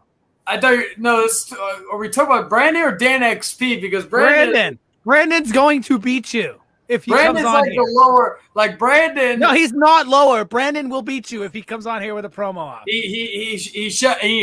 I put it does to us, and he put 2 middle fingers. So how about this? If he comes up in here and he proves us wrong that he can do and beat Charlie, and Charlie doesn't. He will beat Charlie. He will beat Charlie. Let me finish. Okay. If he does come up here and he does prove us wrong, that means his brand has more promo speech than ours does. And since they desperately need the PR, hold up. Just because Charlie can't talk, let me finish. Let me finish. And since they need the PR boost and they need the ratings boost, having them beat us, quote unquote, would be a good idea. And if they don't do that, then that's bad business. And since they're trying to make it a business, then that's a stupid idea. Yeah. So what about it? How about they just show up and see if they can prove us wrong? Yeah, because I will say this: if Brandon Martin, Jordan, or Michael Mabardi, Oreo Boy, or whoever, I don't want to do it with Eric because Eric's a sweetheart. I don't need to worry about him. Anyway, Eric can cut a good promo. I've seen him. But anyway, if they don't show up, then that proves right here. Mark this date down. I don't know. I do agree. If you don't, that Brandon, he doesn't. Jordan, and Michael, whether they want to believe it or not, they are scared of not only myself but the Hangman Outcast in general. That is bad business. You go back out on deals. You go back out on challenges. David, we still got like a little about an hour left, so we can still do the highlight because this is the 1 year anniversary. So we're, I sent Michael the link, by the way. Okay.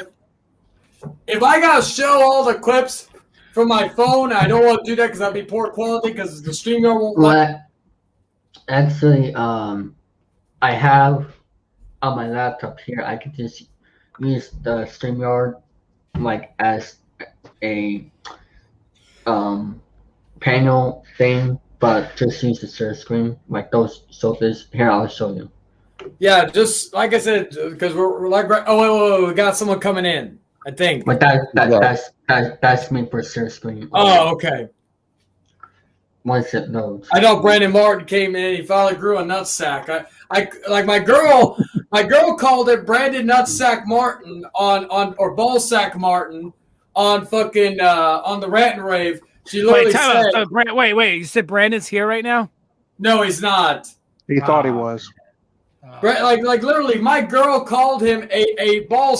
Like she said his head looks like a ball sack and not a good one. If you don't want to take on Charlie, I'll take your ass on. I got nothing else to do. Let's see what you got. All right, then fine. We'll have. I guess we'll have to settle for the undercard and Charlie versus Gozy. But here's the deal. Since this is all of a sudden and unprepared, Gozy's gonna have to go first. But we're gonna full screen you, and you're gonna have to show your face again. You're gonna do a promo, and then when Charlie goes, we're gonna full screen him, and then me and David and Tricky will decide who won. Basically, right, in the chat can decide. What are we doing? Wait, what are we Let doing? me get my damn shirt. It's hot in my room. I have to take it off. Wait, So Mr. Gozy and Charlie are going to have a promo off. Oh, okay. So we're going to see who has the for the better record that Mr. Gozy has bigger balls than Jordan, Brandon, and Michael combined. Yeah. So the last thing I told Brandon, and it's true. All right, I got it on.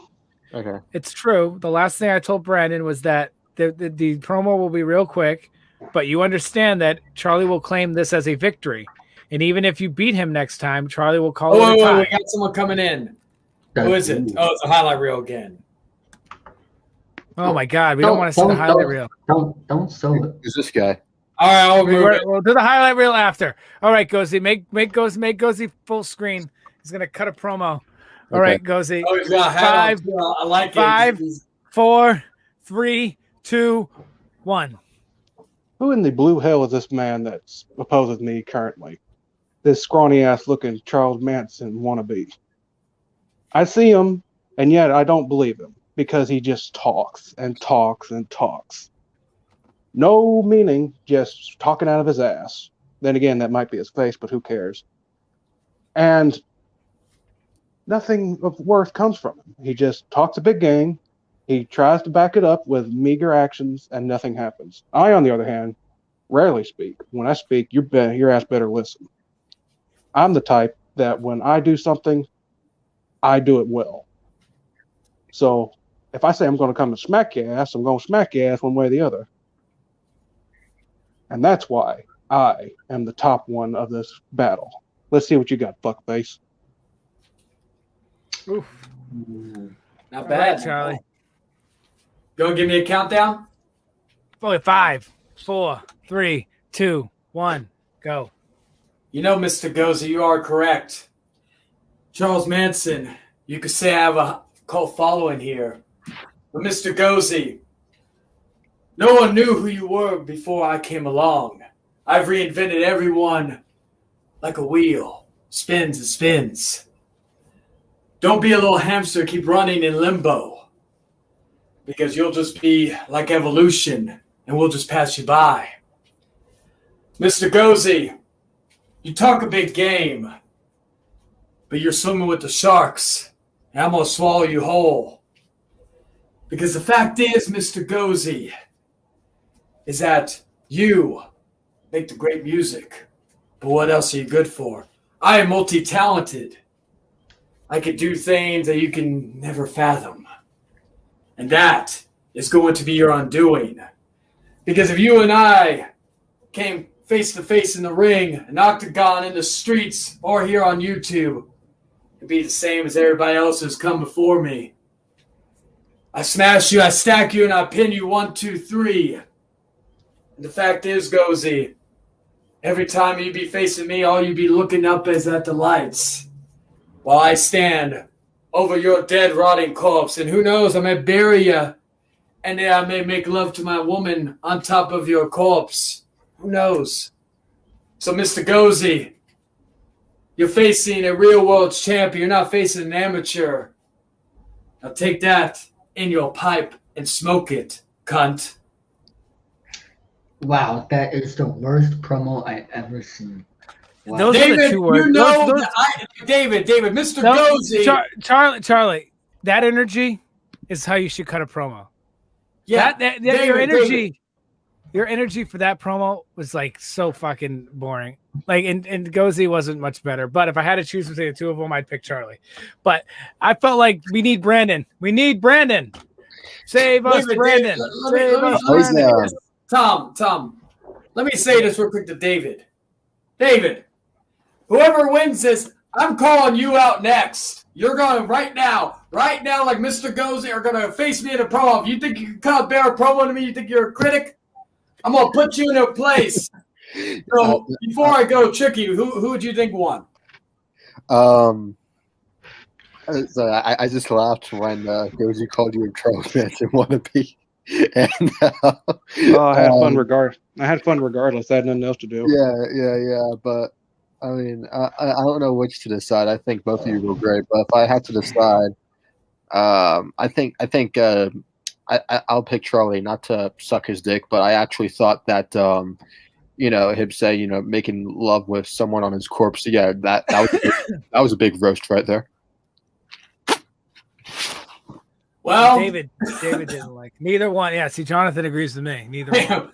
David. Okay, David, you talk some smack every so often. I won, and props to Mr. Gozy for coming up with the good birds. I will give him that. David, wait, what the fuck? What? How did Charlie win? You picked me, and Tricky picked me. That's 2. Yeah. I take that back. I picked no. You can't do that. You just did it. Like it'd be like me saying, "Oh yeah, Tom Barry Jordan," and then you insult, and then you say, "Oh, I won." Oh yeah, how'd you win? Oh, I just take back my decision. Oh, Jordan won. Final word, and that was your final word. I won. Is unanimous. Yeah. Whatever. Where's Brandon? Brandon needs. All right, David. While we're waiting for Brandon, Brandon's ball-sack looking ass. David, I had my fun. You cut a promo on me, you schmuck. You cut the best promo that you've ever cut in your life. Please, to hell, don't have David cut a promo. David can't even cut a conversation. I am interested. Redeem yourself from Jay Houston. I'm giving you the floor. Turn on your camera, and either that, or if you don't do it, you acknowledge me as the better promo. David hasn't had his camera on since that girl called him a 14-year-old nerd. Turn your camera on and face the music. I'm going to head off. I just want to do okay, David. Fun. She's not here anymore. She left. She left. She's not here anymore. For the entertainment. Was it the snake? David, was it the snake that scared you, or was it her? I'm not afraid of snakes. All right, David. She showed a snake. She said you were a 14-year-old nerd and your camera disappeared. Wait, David's doing a promo? Okay. Yeah, cut the promo. Bury me, David. I'm wanting it. Bury me. Come on, you schmuck. Then let me speak. Yes, go ahead. Okay, first thing, put your chair. Okay, let me just prep you up real quick. Stand up. Stand up. You're not cutting a promo sitting down. What the fuck is that? Oh my God, what the fuck is that? All right. There he is. What? All right. Push the chair out of the picture. I don't think your computer can handle you standing up. All right. Now, quick, back up a little. You don't need your headset on. No one's talking. You don't even need your headset on. You don't need to hear anything because we're just going to get in your head. So my best advice to you right now is take your headset off. Take your headphones off. I think he needs it for the mic. Oh, he does? Doesn't he have a Yeti? Yeah. All right, just cut the promo, David. I'm getting like. Don't. Hey, David, don't hump the chair. It has feelings. Well, David, I don't understand why your computer can't handle you standing up. That's fucking the weirdest. I just don't understand. All right, David, go ahead. Go ahead. Cut a promo in 5, 4, 3, 2, 1, go. Sorry, you are the worst promos I ever seen. You, Sorry, saying, "Oh, I am the winner. I'm the winner."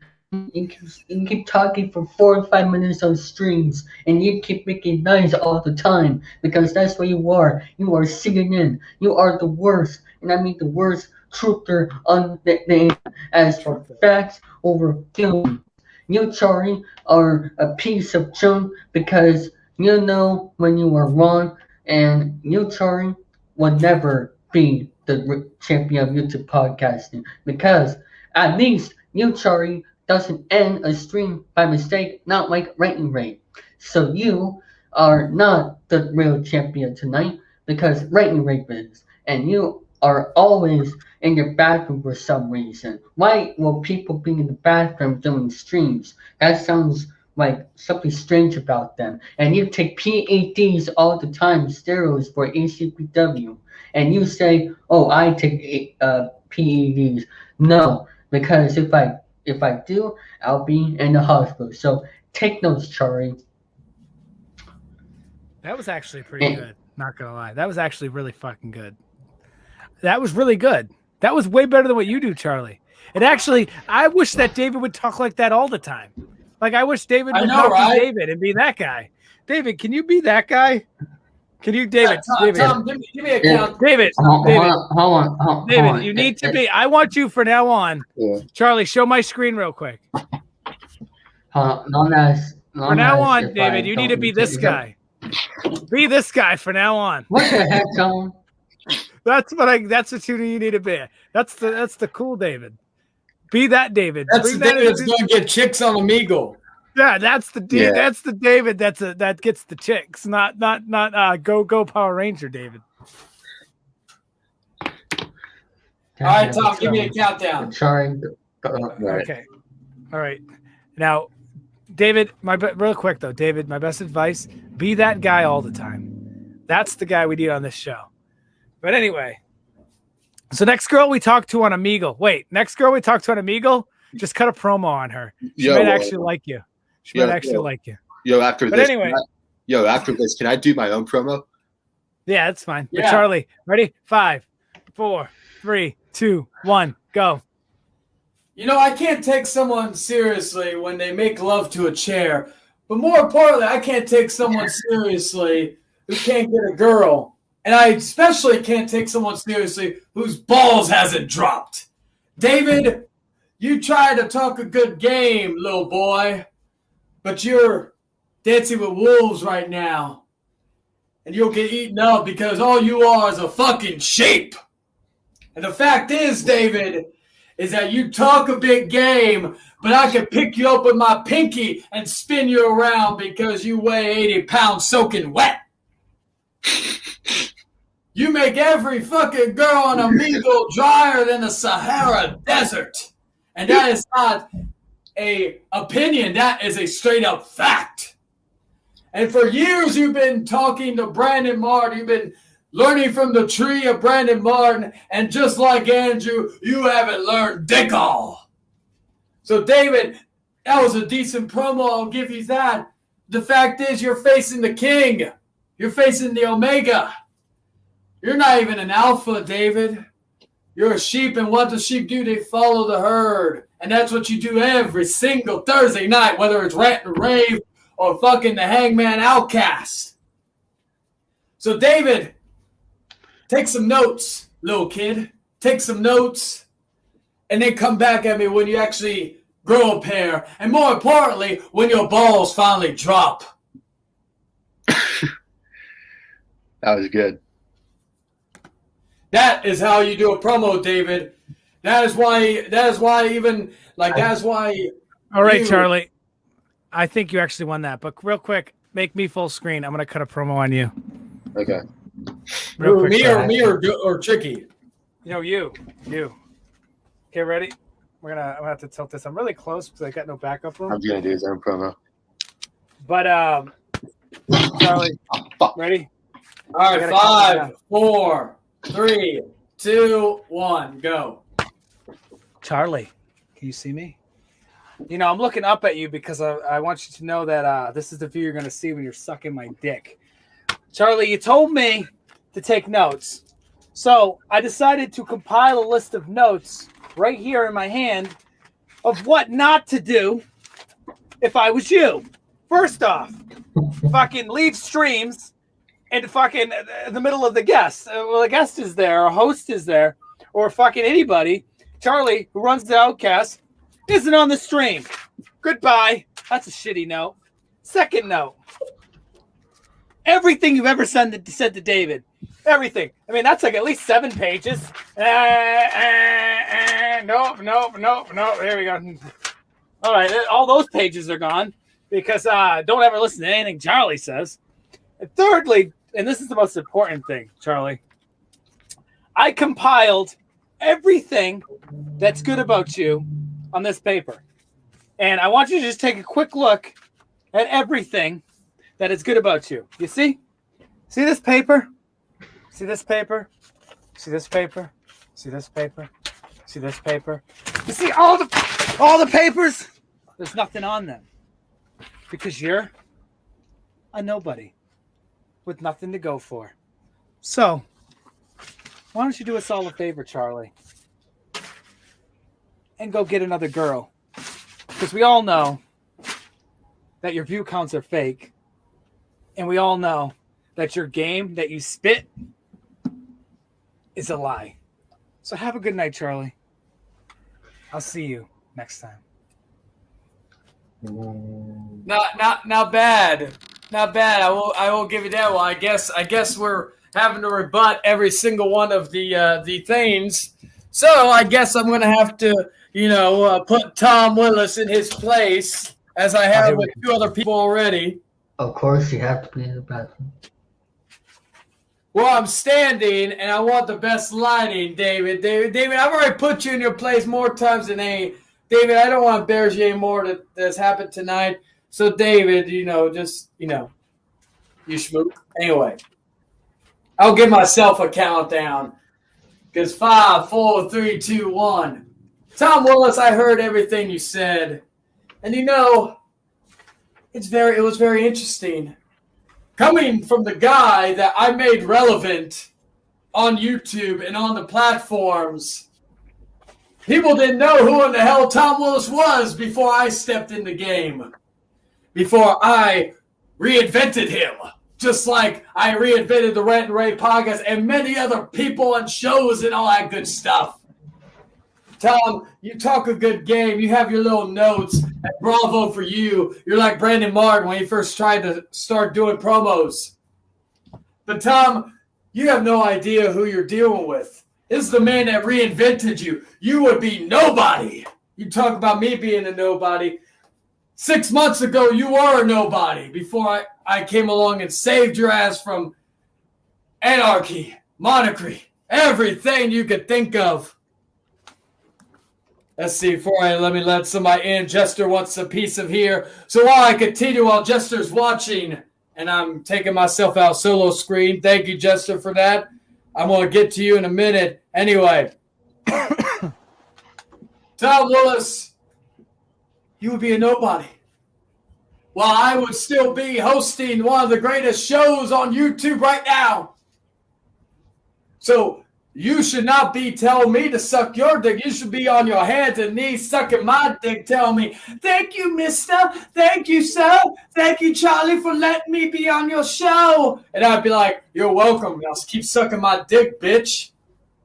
Because that's where you should be right now. You shouldn't be. I shouldn't be looking up at you. You should be looking up at me. Because the fact is that without me, you'd be nothing. Nothing. And that is a fact. Just like David's relationship to his chair as a fact. So, Tom, I'm going to light this cigarette.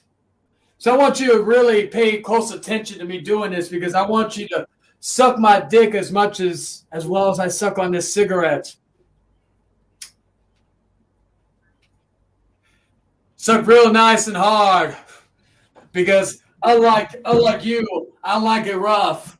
So take that in your little notes when you decide to get on your hands and knees and worship me. There you go. That was better. That was your best promo of the night. It wasn't as good as mine, but it was up there. Yo, should I do my own promo now?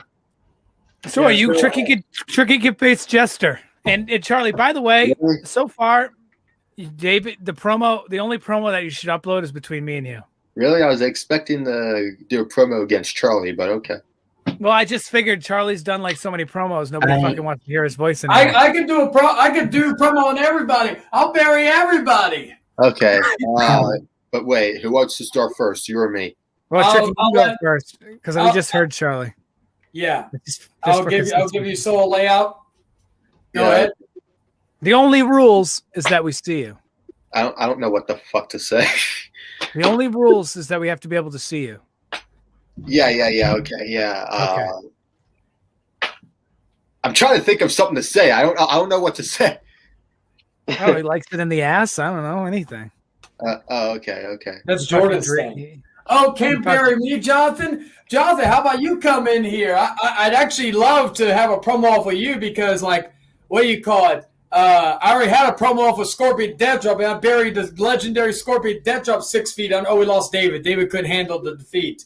Anyway, I buried Scorpion Death Drop 6 feet under. Jonathan, I would love to have a little promo off with you. Anyway, Eric said he's going to be cutting a promo. Everybody wants a piece of the Hangman. I love it. Hey, whoa. Time out. I'm trying to. He never said he was cutting a promo on you. Yeah. Well, he knows the top dog right now because you're top dog right now is me. Bro, I think a poodle's top dog. I'm really trying to get some ideas. I guess the only way I can get some ideas if people is search on. If you want to get some ideas on how to roast Charlie, yeah. If people just go first, search for his favorite Playgirl book. No. You Shawn know, Michaels how about I do a promo against Tom? Well, no, Charlie. No. I don't care if you do, but you wanted a piece of Charlie. Yeah. I'm trying to come up with some roast. Matter of fact, I might as well turn on my camera so nobody can see me in a fucking Archer picture. All right, this is me in a shitty fucking bedroom. I like the sunglasses. There we go. Yeah, I was thinking about doing that too, actually. Yeah. So Charlie, I heard you talking smack about me. Let me tell you something, brother. Don't say it. Bring it.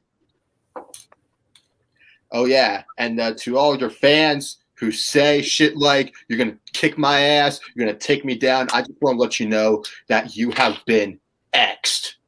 Because they're not actually being serious. Nah, they actually are saying that because they want to suck dick. So, like I said, don't say it, bring it. Oh, yeah, another thing, too. Yeah, I think I did your mom last night. All right.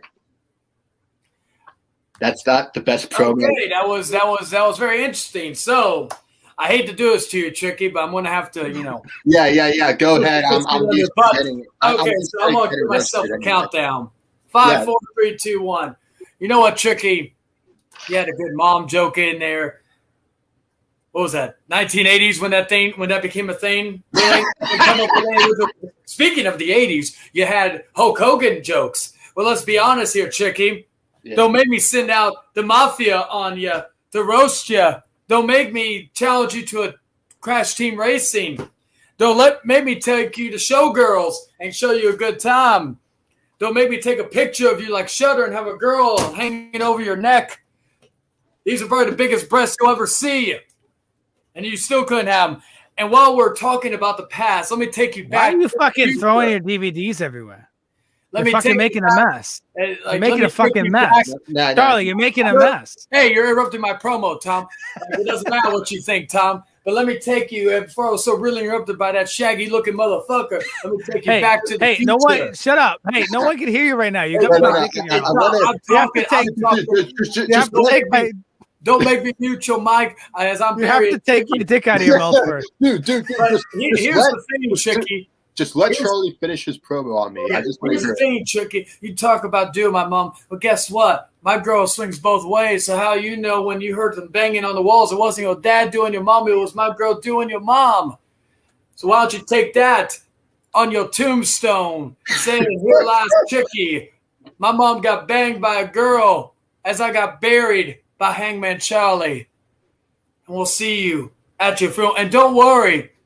We'll definitely, me and my girl will definitely desecrate your gravesite with all the squirt and jizz you could even imagine. So may you rest in peace, Chicky. And I wish you good on your future endeavors. That's actually pretty good. Like, I didn't expect anyone to do a better roast promo than the faggots that I used to talk to on Discord. Oh, shit. Did I say that? Am I not allowed to say that? You are not, but I will that. give you a warning. You can't say it, but if you quickly say, "I'm sorry," and yeah, I'm sorry. You got, I always even like I have that rule, but I will say that there is I used to be really nice with giving people warnings. Now let's get in. So with that, since Tricky just admitted that I was better, so what do you call it? Then I'm still undefeated. So we're gonna let Eric Lima come in here and spit some game and his. I'm surprised. Hello, everyone. Greetings and salutations to you all. You are entering my neighborhood when it comes to promo cutting because, son, I've been watching wrestling since I was a teenager. And believe you and me, Charlie, when I look at that rat's nest that you call a head, you look like freaking King Tut on crack, son.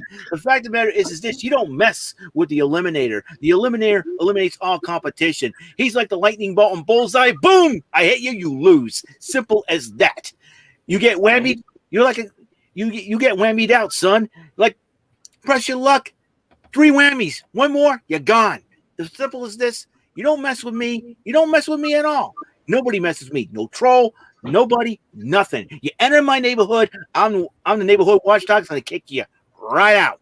And believe you me when I say this. Rent and Rape podcast, yeah, we had Sabu, the homicidal, genocidal maniac. Man, he's a legend. But I'll tell you one thing, Hangman Charlie. You may cut promos. You may think you bang every chick on the planet. You think what are you, Shawn Michaels? Hugh Hefner? You're not any of those. Because you know what? We don't need women to satisfy us. We need respect, personality, charisma. Yeah, I got it in spades. So does Jordan. So does Brandon. So does Michael Bombardier. And you know what? If you're going to be focused on picking on a teenage kid, the young kid's got a life to live. Let him live his life. You don't mess with a Massachusetts boy. I'm the Mass Marauder. You're not. Go home. Bless out. That's it. Impressive. That was probably the best promo. Hey, that was the best promo of the night. And he probably beat everybody except me yet. But shut the fuck up, Charlie. And not only that, like in most, he didn't need a countdown. So, Mr. Lima, you know, just like David, I can't take someone seriously who runs a bunch of kindergartners on the Rant and Rave podcast. Oh, really? Game. You talk about me being a Shawn Michaels or a Hugh Hefner. You talk about Massachusetts. Well, remind me, is there a saying talking about don't mess with Massachusetts? No, but there is also a saying called don't mess with Texas because you're not dealing with some Massachusetts schmuck. You're dealing with a fucking Texan. Why do you think Dan XP and me are the best at cutting promos? Because we're good old Texan boys. Why do you think one of the greatest promo guys of all time was a Texan? Yeah, that's right. I'm talking about Stone Cold Steve Austin kicking ass and taking names. Who do you have? Oh, yes, Mr. John Cena. That's your legacy in Massachusetts. Is Mr. John Cena. Wait a minute. Your teams suck. The New England Patriots sucked ever since Brady left y'all because he doesn't need y'all. Y'all needed him. You have nothing anymore in the great state of Massachusetts. While in Texas, we've got a lot of legends. We got a lot of great people. So When's the last time they won a Super Bowl?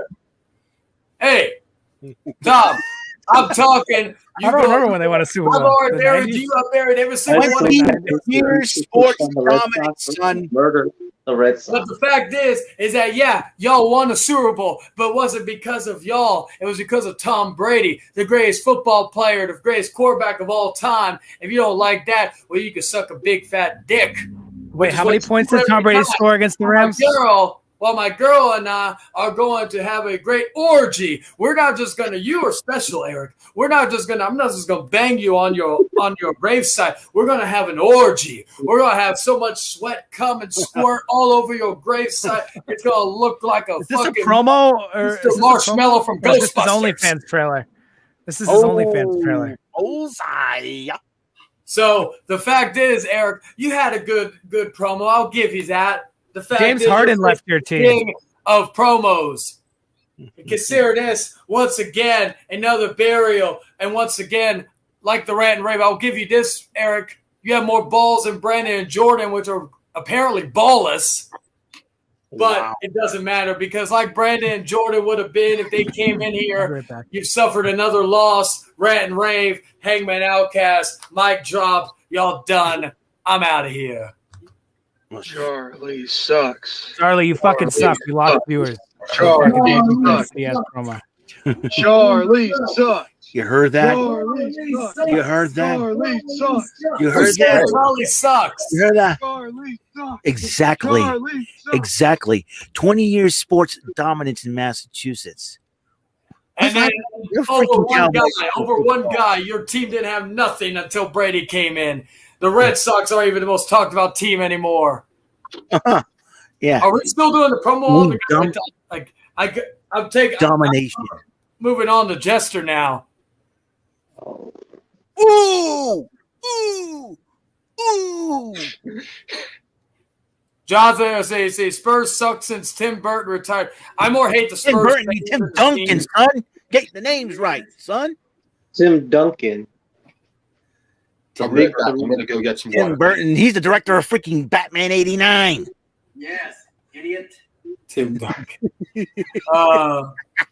One of the greatest power forwards ever played the game. Yeah, so Jester, you wanna take on Jester, you want to take on, of course, me in this promo off right now since I'm undefeated right now? He got the shirt for two of the best promo cutters. Yes, and you know what? They're both Texan. Yeah. Yep. Yeah. So come on, Jester, don't disappoint me. Try to take me on. I've already got some lines for you. All righty. So you claim to be the best. I'm the best. Everything you've done, I've done to the full. I was smoking cigarettes way before you could pick up one. Ooh. I was drinking way before you could drink. All the bands you like, I grew up with and discovered way before you could even walk or talk. I make this look good at 36 way before you can make this look good at 26. Like Evanescence album, I just handed you the bitter truth. Bitter truth. Not bad. I'll give him that. But yeah. Jester. Charlie, can I say something before you cut this promo?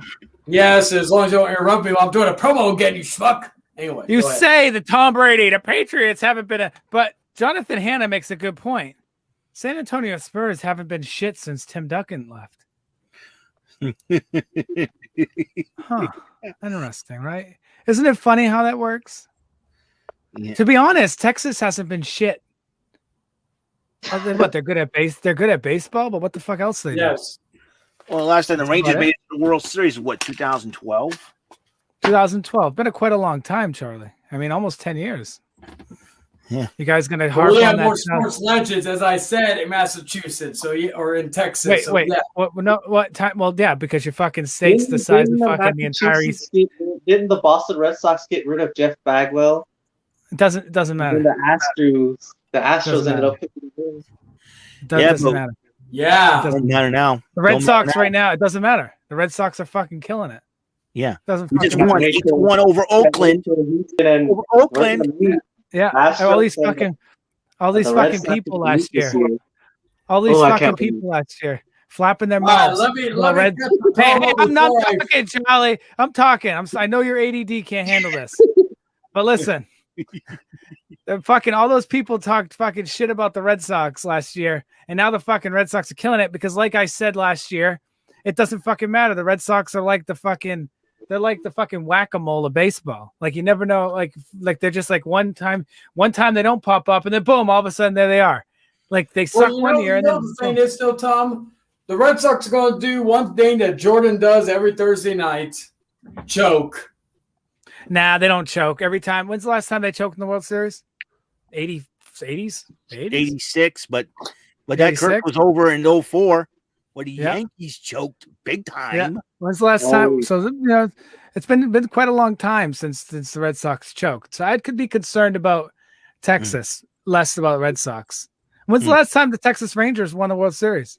They Did they even have ice? Oh, they never did. Oh, they never did.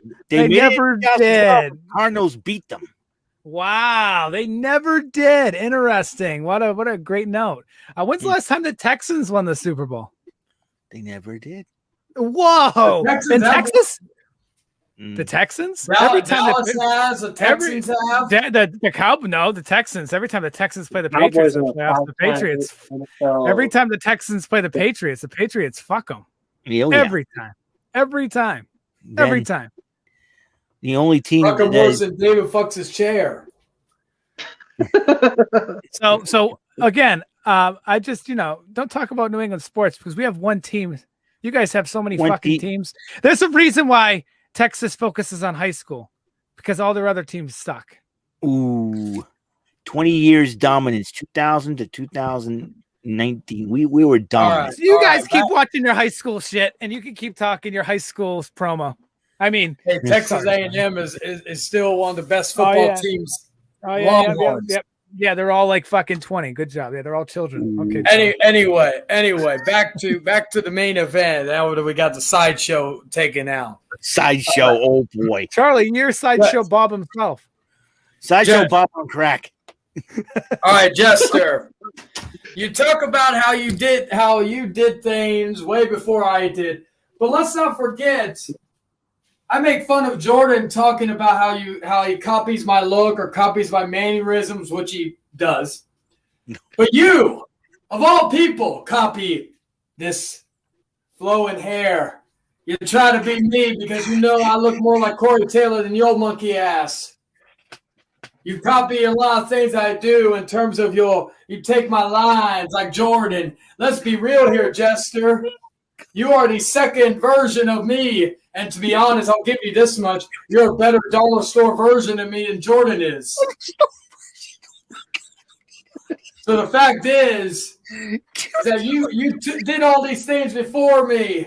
Yes, you're correct on that. Band, so on and so forth. But you're copying the here and now. You're copying the future. And the future is me. Hey, that's not a bad thing. I don't frown upon a dollar store Hangman Charlie. Hey, didn't you once call yourself Hangman Jester? Did I ever call myself Chester Gaming or Chester Hangman or Hangman Chester? No, because I'm original. So go on, Jester, talk about the past because like I said, I'm going to take you back to the future, as I told Eric. And the fact is, you're no match for me. But good on you for trying. I'll give you that much. You probably had the most surprising one of them all. But still, you cannot mess with the king. And the king, of course, is me. So, once again, I'll take this as a mic and drop it. There you go. Hey, Charlie, can you put your two middle fingers up again? That's what your rating is to girls, too. Oh. Yeah, we got evidence. The Italian way. There you go. King Tut on crack.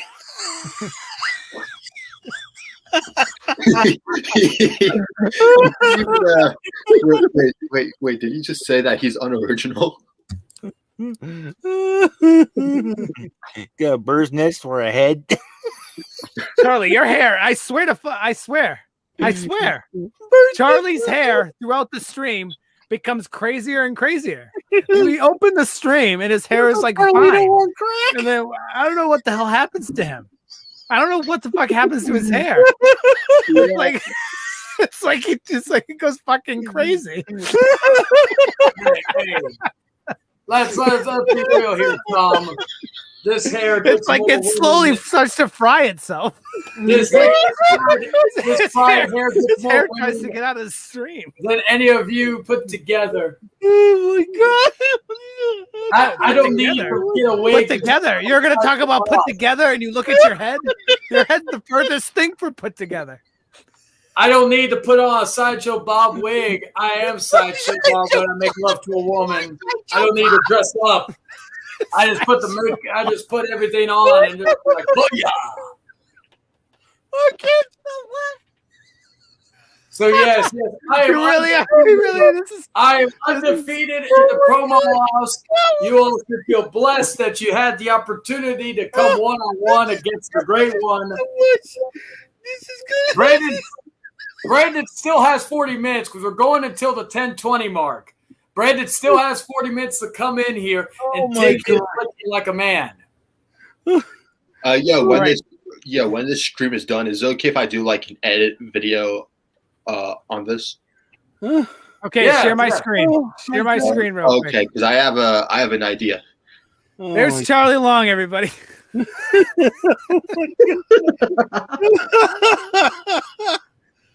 Oh, I just Sideshow Bob. Hair and everything, man. It's crazy. Oh my god. That is so funny. I would say this time. It would be original if I haven't been called that already. So yeah, I've been called Sideshow Bob, Richard Simmons. I've been called Simmons. Hey, bro, you should probably cut your hair if people are fucking calling you Richard Simmons. I mean, that would be the line for me. Like, if people start calling me Richard Simmons, then I'm gonna fucking go bald. Fuck that. I got the George Clooney Richard Simmons 90s ER haircut there. I my hair like this. I look like George Clooney. Hey, look at me. Oh my gosh, that was so funny. Here's a Richard Simmons pop. I got. He actually had. Who the hell has that? Who? Oh my who god, owns a Richard Simmons pop figure? Good lord. Who was asking for that? Very good question. I have this pop has less than 40 minutes. I have Star Wars pops, Marvel pops. I got WandaVision pops. I got The Boys, Disney pops, Mickey Mouse pops. But I really need that. I really need that Richard Simmons pop to really complete my collection. I want to put Richard Simmons. I really got to put Richard Simmons right next to fucking the donkey from Shrek. I really combo. Donkey. Yeah, let's be real here, guys. If Brandon doesn't show up, well, he's got 20 minutes. Yeah, well, he's got 40 technically. Actually, no, he's got 20. I forgot. Yeah, I don't know why I said 40, but we got 20 minutes. He's got 20 minutes to show up. Like we should. Like I wish we could try to call him, but his monkey ass too scared to even answer. Wait, what happens if he doesn't show up though? Well, him and Jordan admit that they are scared of me into doing a promo off after I blatantly called both of them out, but mainly Brandon.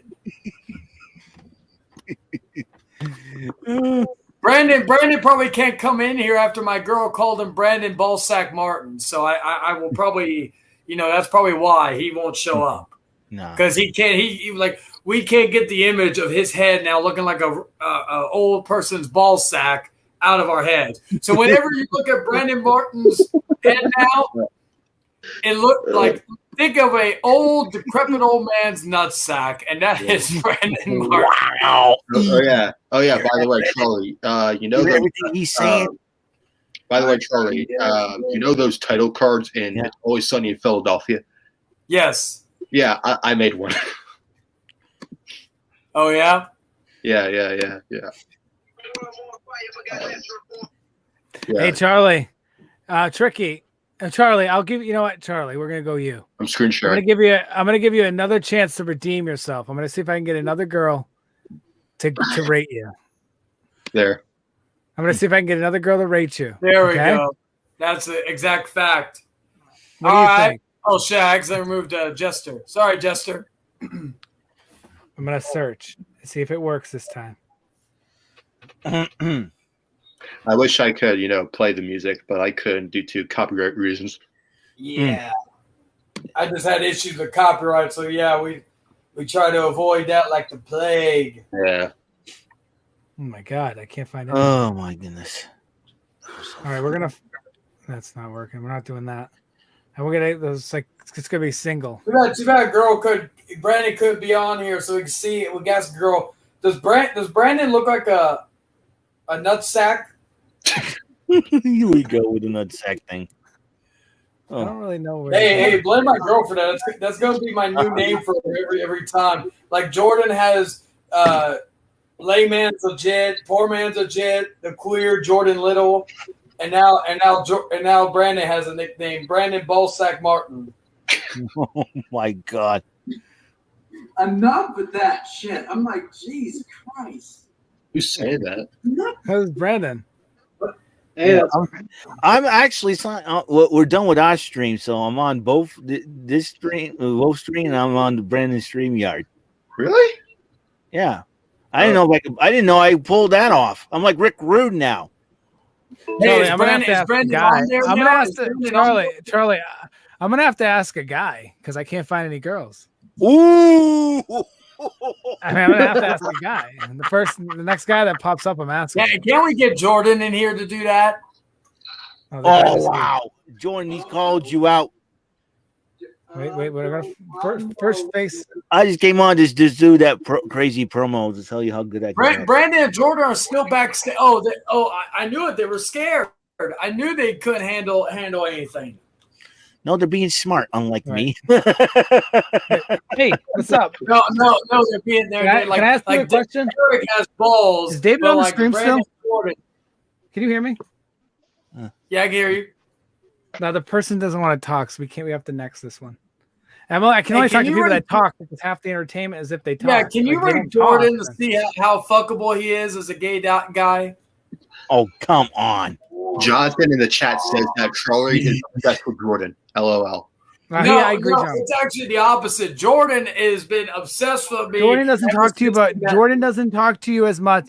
Jordan doesn't talk about you as much. You talk about Jordan all the time. Well, because Jordan has now found Jesus, and and Jesus told him, "My child, you should not go after Charlie because it is embarrassing every time that you lose to Charlie." The only thing embarrassing about you is your hair. Man, the bird nest. Birds are going to be calling your hair. 1 second. So I have Charlie, make yourself full screen. I have a guy on FaceTime. He's trying to figure out what he is, like out of a 10. And the last girl gave him a 2. But don't let that convince you because he thinks he's a fucking 9. And there's no fucking way he's a 9. But I'm going to let you judge him, okay? Say something, Charlie. How you doing? You're a fucking idiot. Say, can you see it? Oh my! A 0. You lost. You lost. We got him, Brandon. We got him. 0. Oh, she has a friend. You have a second chance. Don't look like a fucking creep. That's like the word. The first problem is you look like a creep.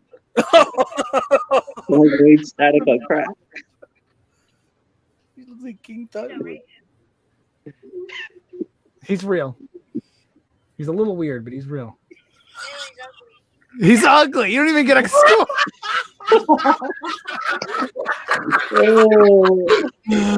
Right? Right? No one else say to that.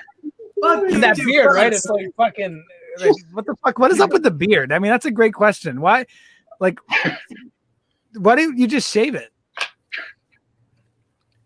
Look like George Oh, Clooney. just David. Yeah, be a He normal was like, human, so good. Charlie. They're basically just saying, okay, what if he cut his hair? What would he be? If he was now, make yourself big again. I don't know why you keep zooming out. You're the fucking. All right, so if he shaved his head and shaved his beard, maybe not shaved, whatever hairstyle you think would look good in your eyes. Plus, he shaved that fucking chinchilla on his chin. Now he's putting his hair. Hold up. He's putting his hair in a fucking man bun. So he's giving you a better visual. Here we go. You should probably wear your Steve Jobs turtleneck. That might actually help the case. Steve Jobs. Steve Jobs. All right. Wow. But your beard fucking makes you look like stupid. But all right. It's King Tut on crack, Tom. She said you look like a turtle. So what would that rate him? What do turtles get? Like turtly enough for you? The Turtle Club, turtle. Well, some turtles are cute, but that turtle's not cute at all. Oh, can you say that again? I said some turtles are cute, but that turtle's not cute at all.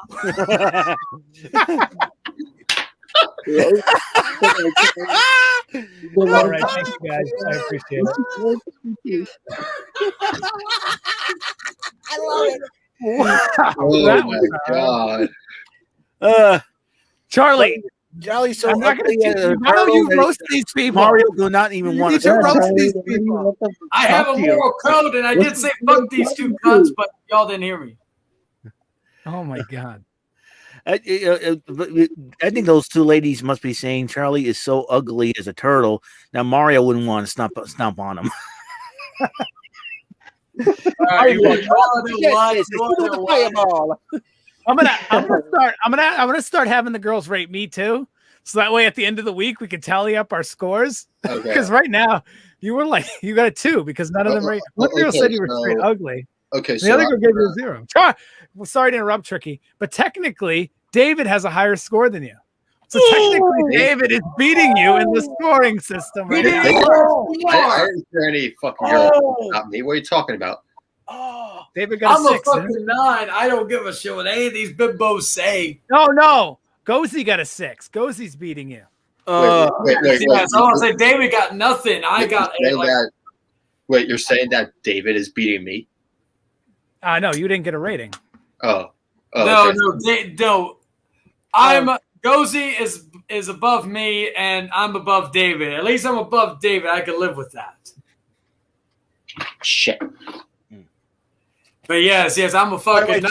I don't care what these bimbos say. I don't care. I've slept with more women in the last year than they probably had dick in their lives. So okay. He has a Transformers t-shirt too. Yeah, I got my own Transformers shirt. Got Hot Rod. One of my favorite Transformers. Yeah. Soundwave. Hello.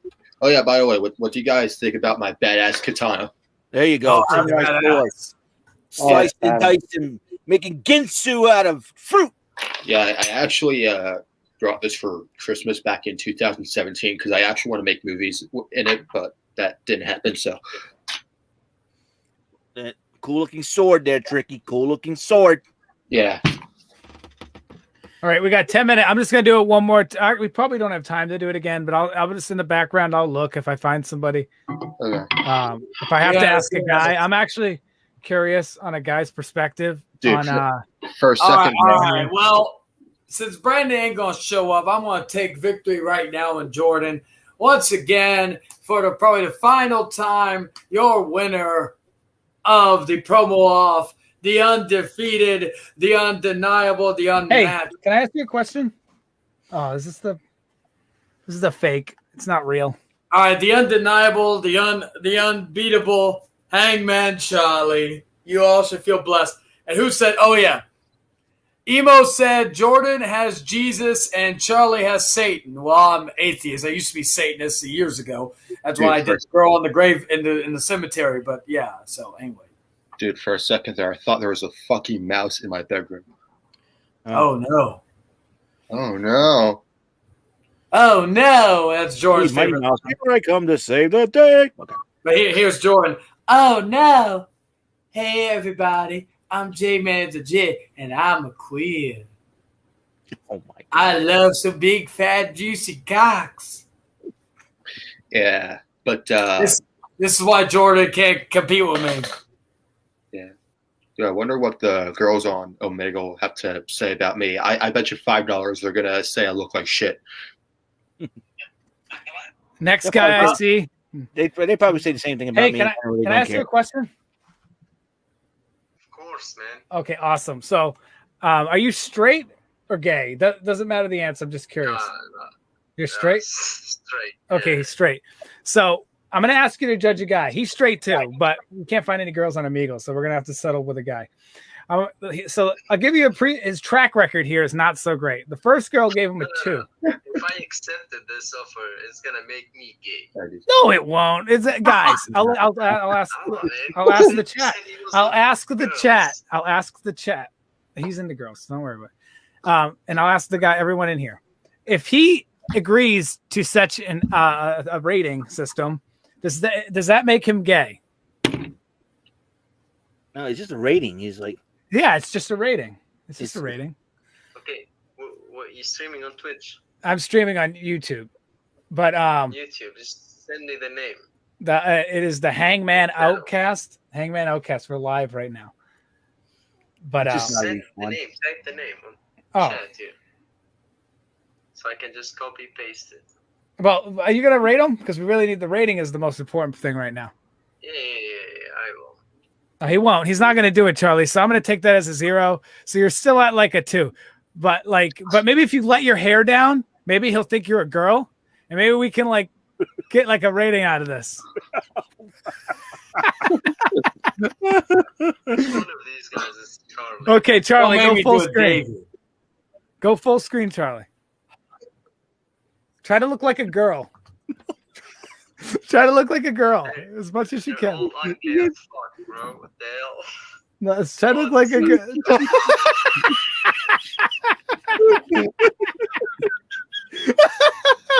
Hey, look, it's Bozo on crack.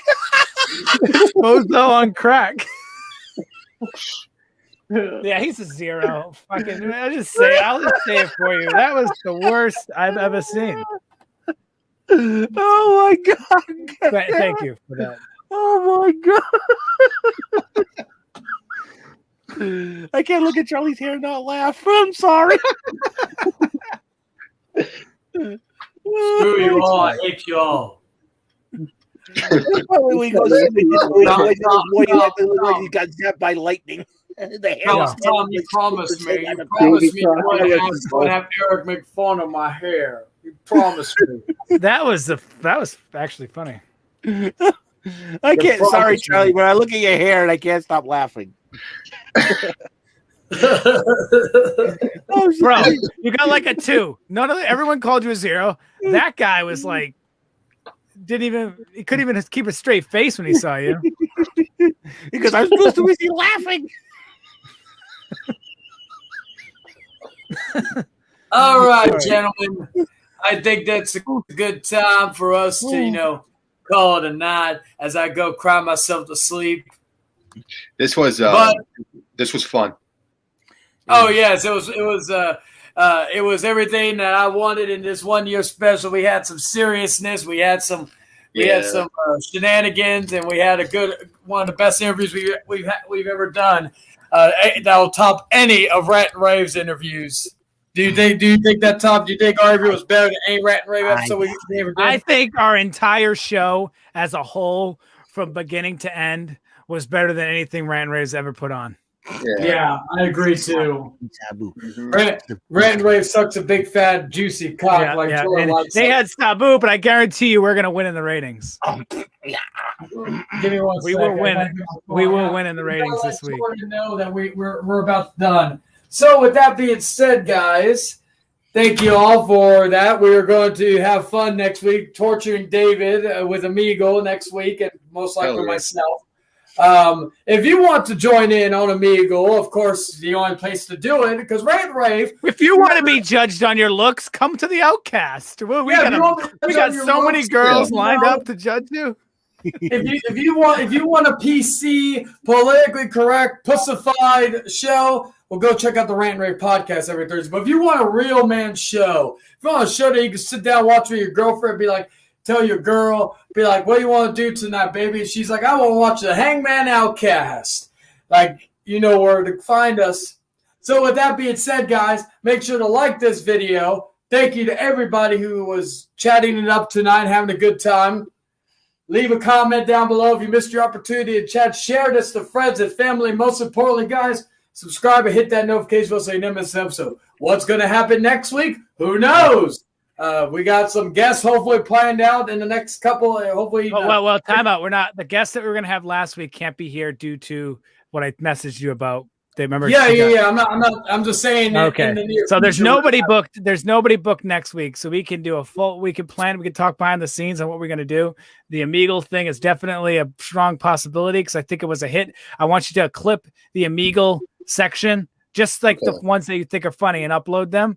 And then I think the viewers of the Outcast, out of all, because there's a lot of promos we did, but the promo between me and you have more significance to the Outcast because we co-host every week. So I think you should upload the promo. If you're going to upload any, the promo between me and you makes the most sense to upload separately. And then we can add the views from the two and include this view. And then that would be our total view count. Because if people are going to watch it twice, then I think it should get a count towards the views.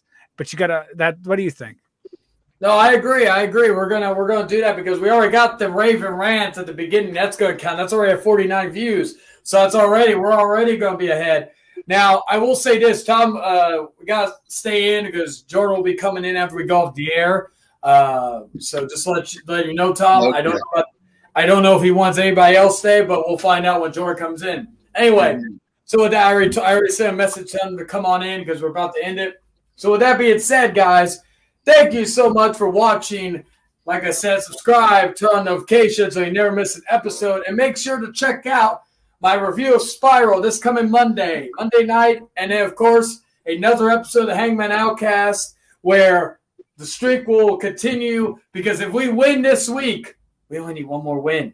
And we are going to secure that win this Thursday on the Thursday Night Wars, and we will win. And, of course, you'll be acknowledged as the greatest podcast right here, right now. Anyway, with that being said, guys, be well, stay safe. Make sure you have a fantastic day. Check out Jester Gaming. Check out Tom Willis on Twitch and YouTube. Check out Eric Lima. Check out Tricky. Check out Jonathan Hanna. Everybody who was chatting, check them all out on YouTube or whatever site they prefer. So with that being said, guys, be well, stay safe. It's a fantastic day. And this is the Hangman. Oh, wait. Before I end it, Jonathan came in. Hey, Jonathan. What's up?